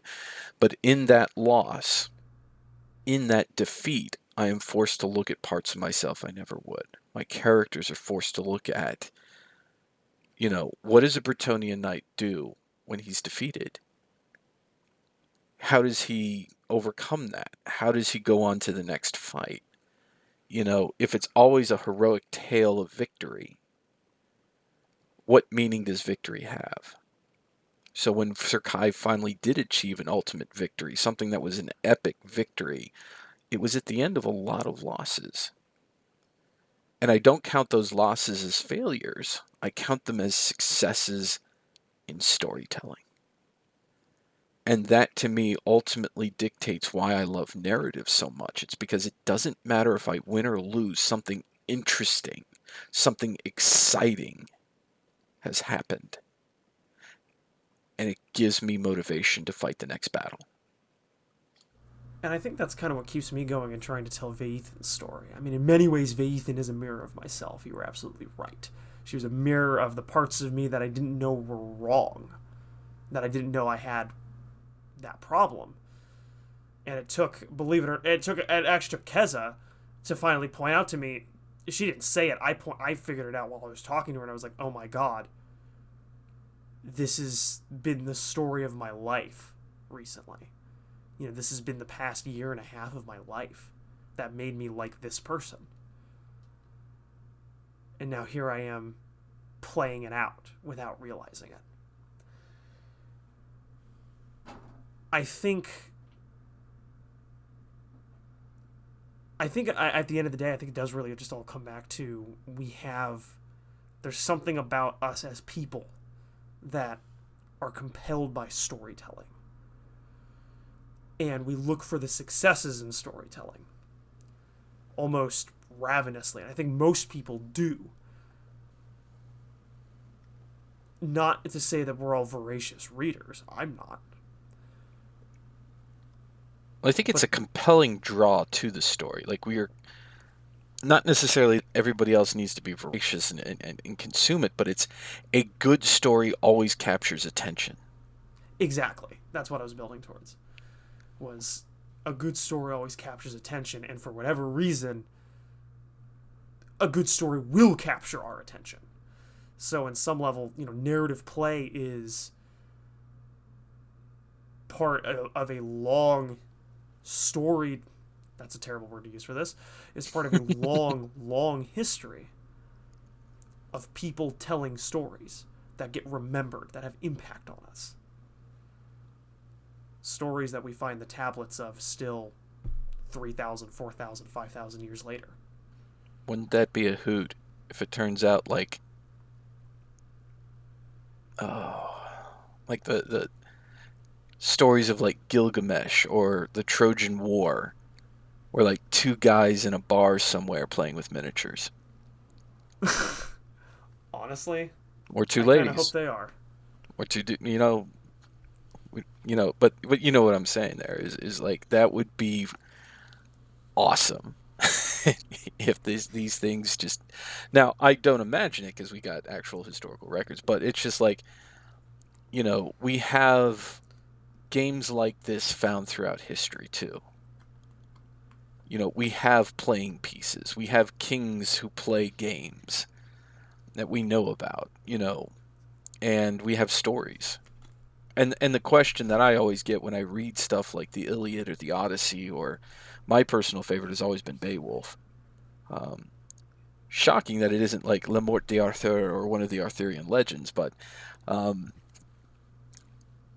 there's just this compelling thing that you can see yourself having gone through something relatively mundane. I go through well, not necessarily mundane to the people involved in the event, but the embellishment and then the mythologizing and then the fantastic elements. Like, how do you know, I equate it to the fact that I had this moment when I was trying to figure out a story, and it was for Animosity 4, Arabic numeral 4, which was our Old World Cathayan campaign. And I was really struggling to find a motivation for one of Sir Kai's stories, because he didn't really have anything good going on. He had ridden into a village that was unopposed and flipped it to our side. So there's really nothing. There was nothing there that I could really sink my creative juice into. So I took a walk. I ended up going through a forest that had a mist fog stuck on it. So I couldn't. The more I walked into this forest, the more the mist surrounded me, and there was a part of me that wondered if I was going to make it back, or if I'd have to wait for the sun to come up to burn this fog off to figure out where the hell I was.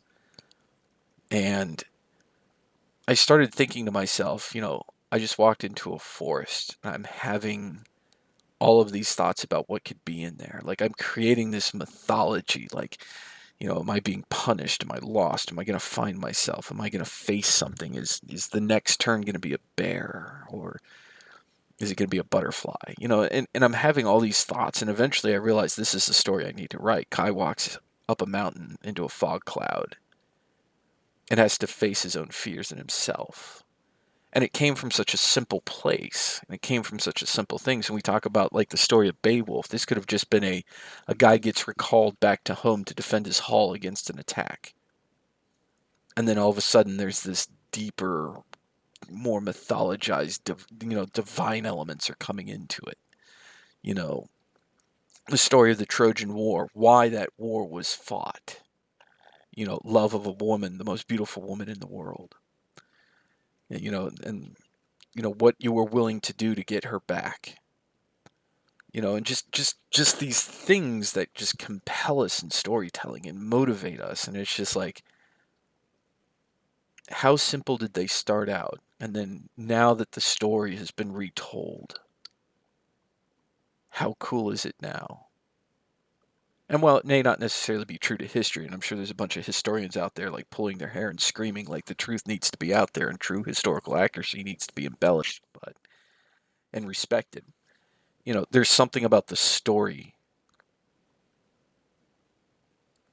that captures the imagination in a way history never will. Yeah, I mean, it's because it's the histories that never get told on some level. It's, I mean, I dare not call it a counter narrative because that is an entirely different concept, but much like the counter narrative, it's the story that doesn't get told, but the stories that we know happen. The story of forbidden love between King James and the Duke of something or other. Or the fact that these concepts still grip us. Kai fights a war practically for the woman that he loves. Vaethan fights for a long time running because she loves another woman. Two different sides of this coin. Kai throws down his sword because he will not kill a sister of Sigmar when she goes to give an act of mercy. Vaethan says she will not kill Evangeline, even though Evangeline might actually be trying to kill her. It's not clear. Or might be about to. Two sides of the coin with the same action. I think a lot of the storytelling is actually because it grips us that we know these things happen, but we never get told about them. And we might be straying into the next podcast there too. I think we might be. I think that this podcast is 3 hours and 15 minutes long already. Um, and that nobody's going to listen to this entire thing. And whoever does will have you as the coherent one, and I'm actually the incoherent one here. But we're here. I feel like the editor is gonna have a work cut out for them, but Ben's gonna kill me. He's gonna flay me alive. But either that or he'd be like, "Hey, just let's aim for an hour and let's try this again." yeah, maybe. But I wouldn't have had this any other way. I think that 3 hours was a good benchmark for us, because it sounds to me like we are treading into the humanities in gaming, and that odd intersection of our humanity that we don't find anywhere else. Well, I think it's we come to it from a sense of respect from that tradition. I don't know. Maybe I've just been reading too much into some of the things, but I feel like, even if this never gets published, this conversation is always worth it. I mean, I want to put it out in Animosity. Yeah. But we'll see if it gets onto the internet. But I mean, this could be one of the things. It's like title is Kai talks at Ayli for 2 hours and 45 minutes. Now that we've edited out all the things that they didn't want us to do, it's just like, or like 3 hours of Kai talking. It's just. But there's so much more still. I mean, and I think that's the best part, is that 3 hours into this, and we're both like, oh, but there's so much more to tell. But I think we're going to get there. But I think we have something here. Maybe we got to keep going. In the meantime, I think this is going to be a wrap. If you're still with us somehow, thank you. You'll never guess which one of us is the academic, because it's not Kai, but he's certainly the more put together one. So listen to Kai. And I don't know. I'm the rambling one here. I mean, you may be the academic. I'm the one with the learning disability. So, what does that say to everything? So, I don't know, but we'll find out. I speak eloquently on things that I'm passionate about, and I just don't know how to speak, apparently. But I think that this unique intersection of our humanity and games deserves more exploration, so we'll have to do this another time. Hopefully not nearly so long. But with that, we're going to call this a wrap, everyone. Thank you for listening. Whoever you are, wherever you are, whatever you are. And Kai's going to kill me when he realizes that I have just quoted an Ian Watson book. But... See, I'm just waiting for my moment to say, like, my advice to everyone, charge everything. Charge everything. Actually, that is pretty good advice.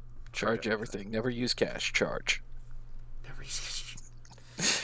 Okay, maybe not that one. But, yeah. Well, it's always my terrible dad joke. It was just like, why does a Bretonian knight only carry plastic? He never carries cash. He's got to charge. I swear to God, man. All right, but with that, we are signing off. Maybe that's the name of the podcast, is Charge Everything. There you go, charge everything. Actually, I'm super down for that. Charge everything, or it's my tree now, bitch.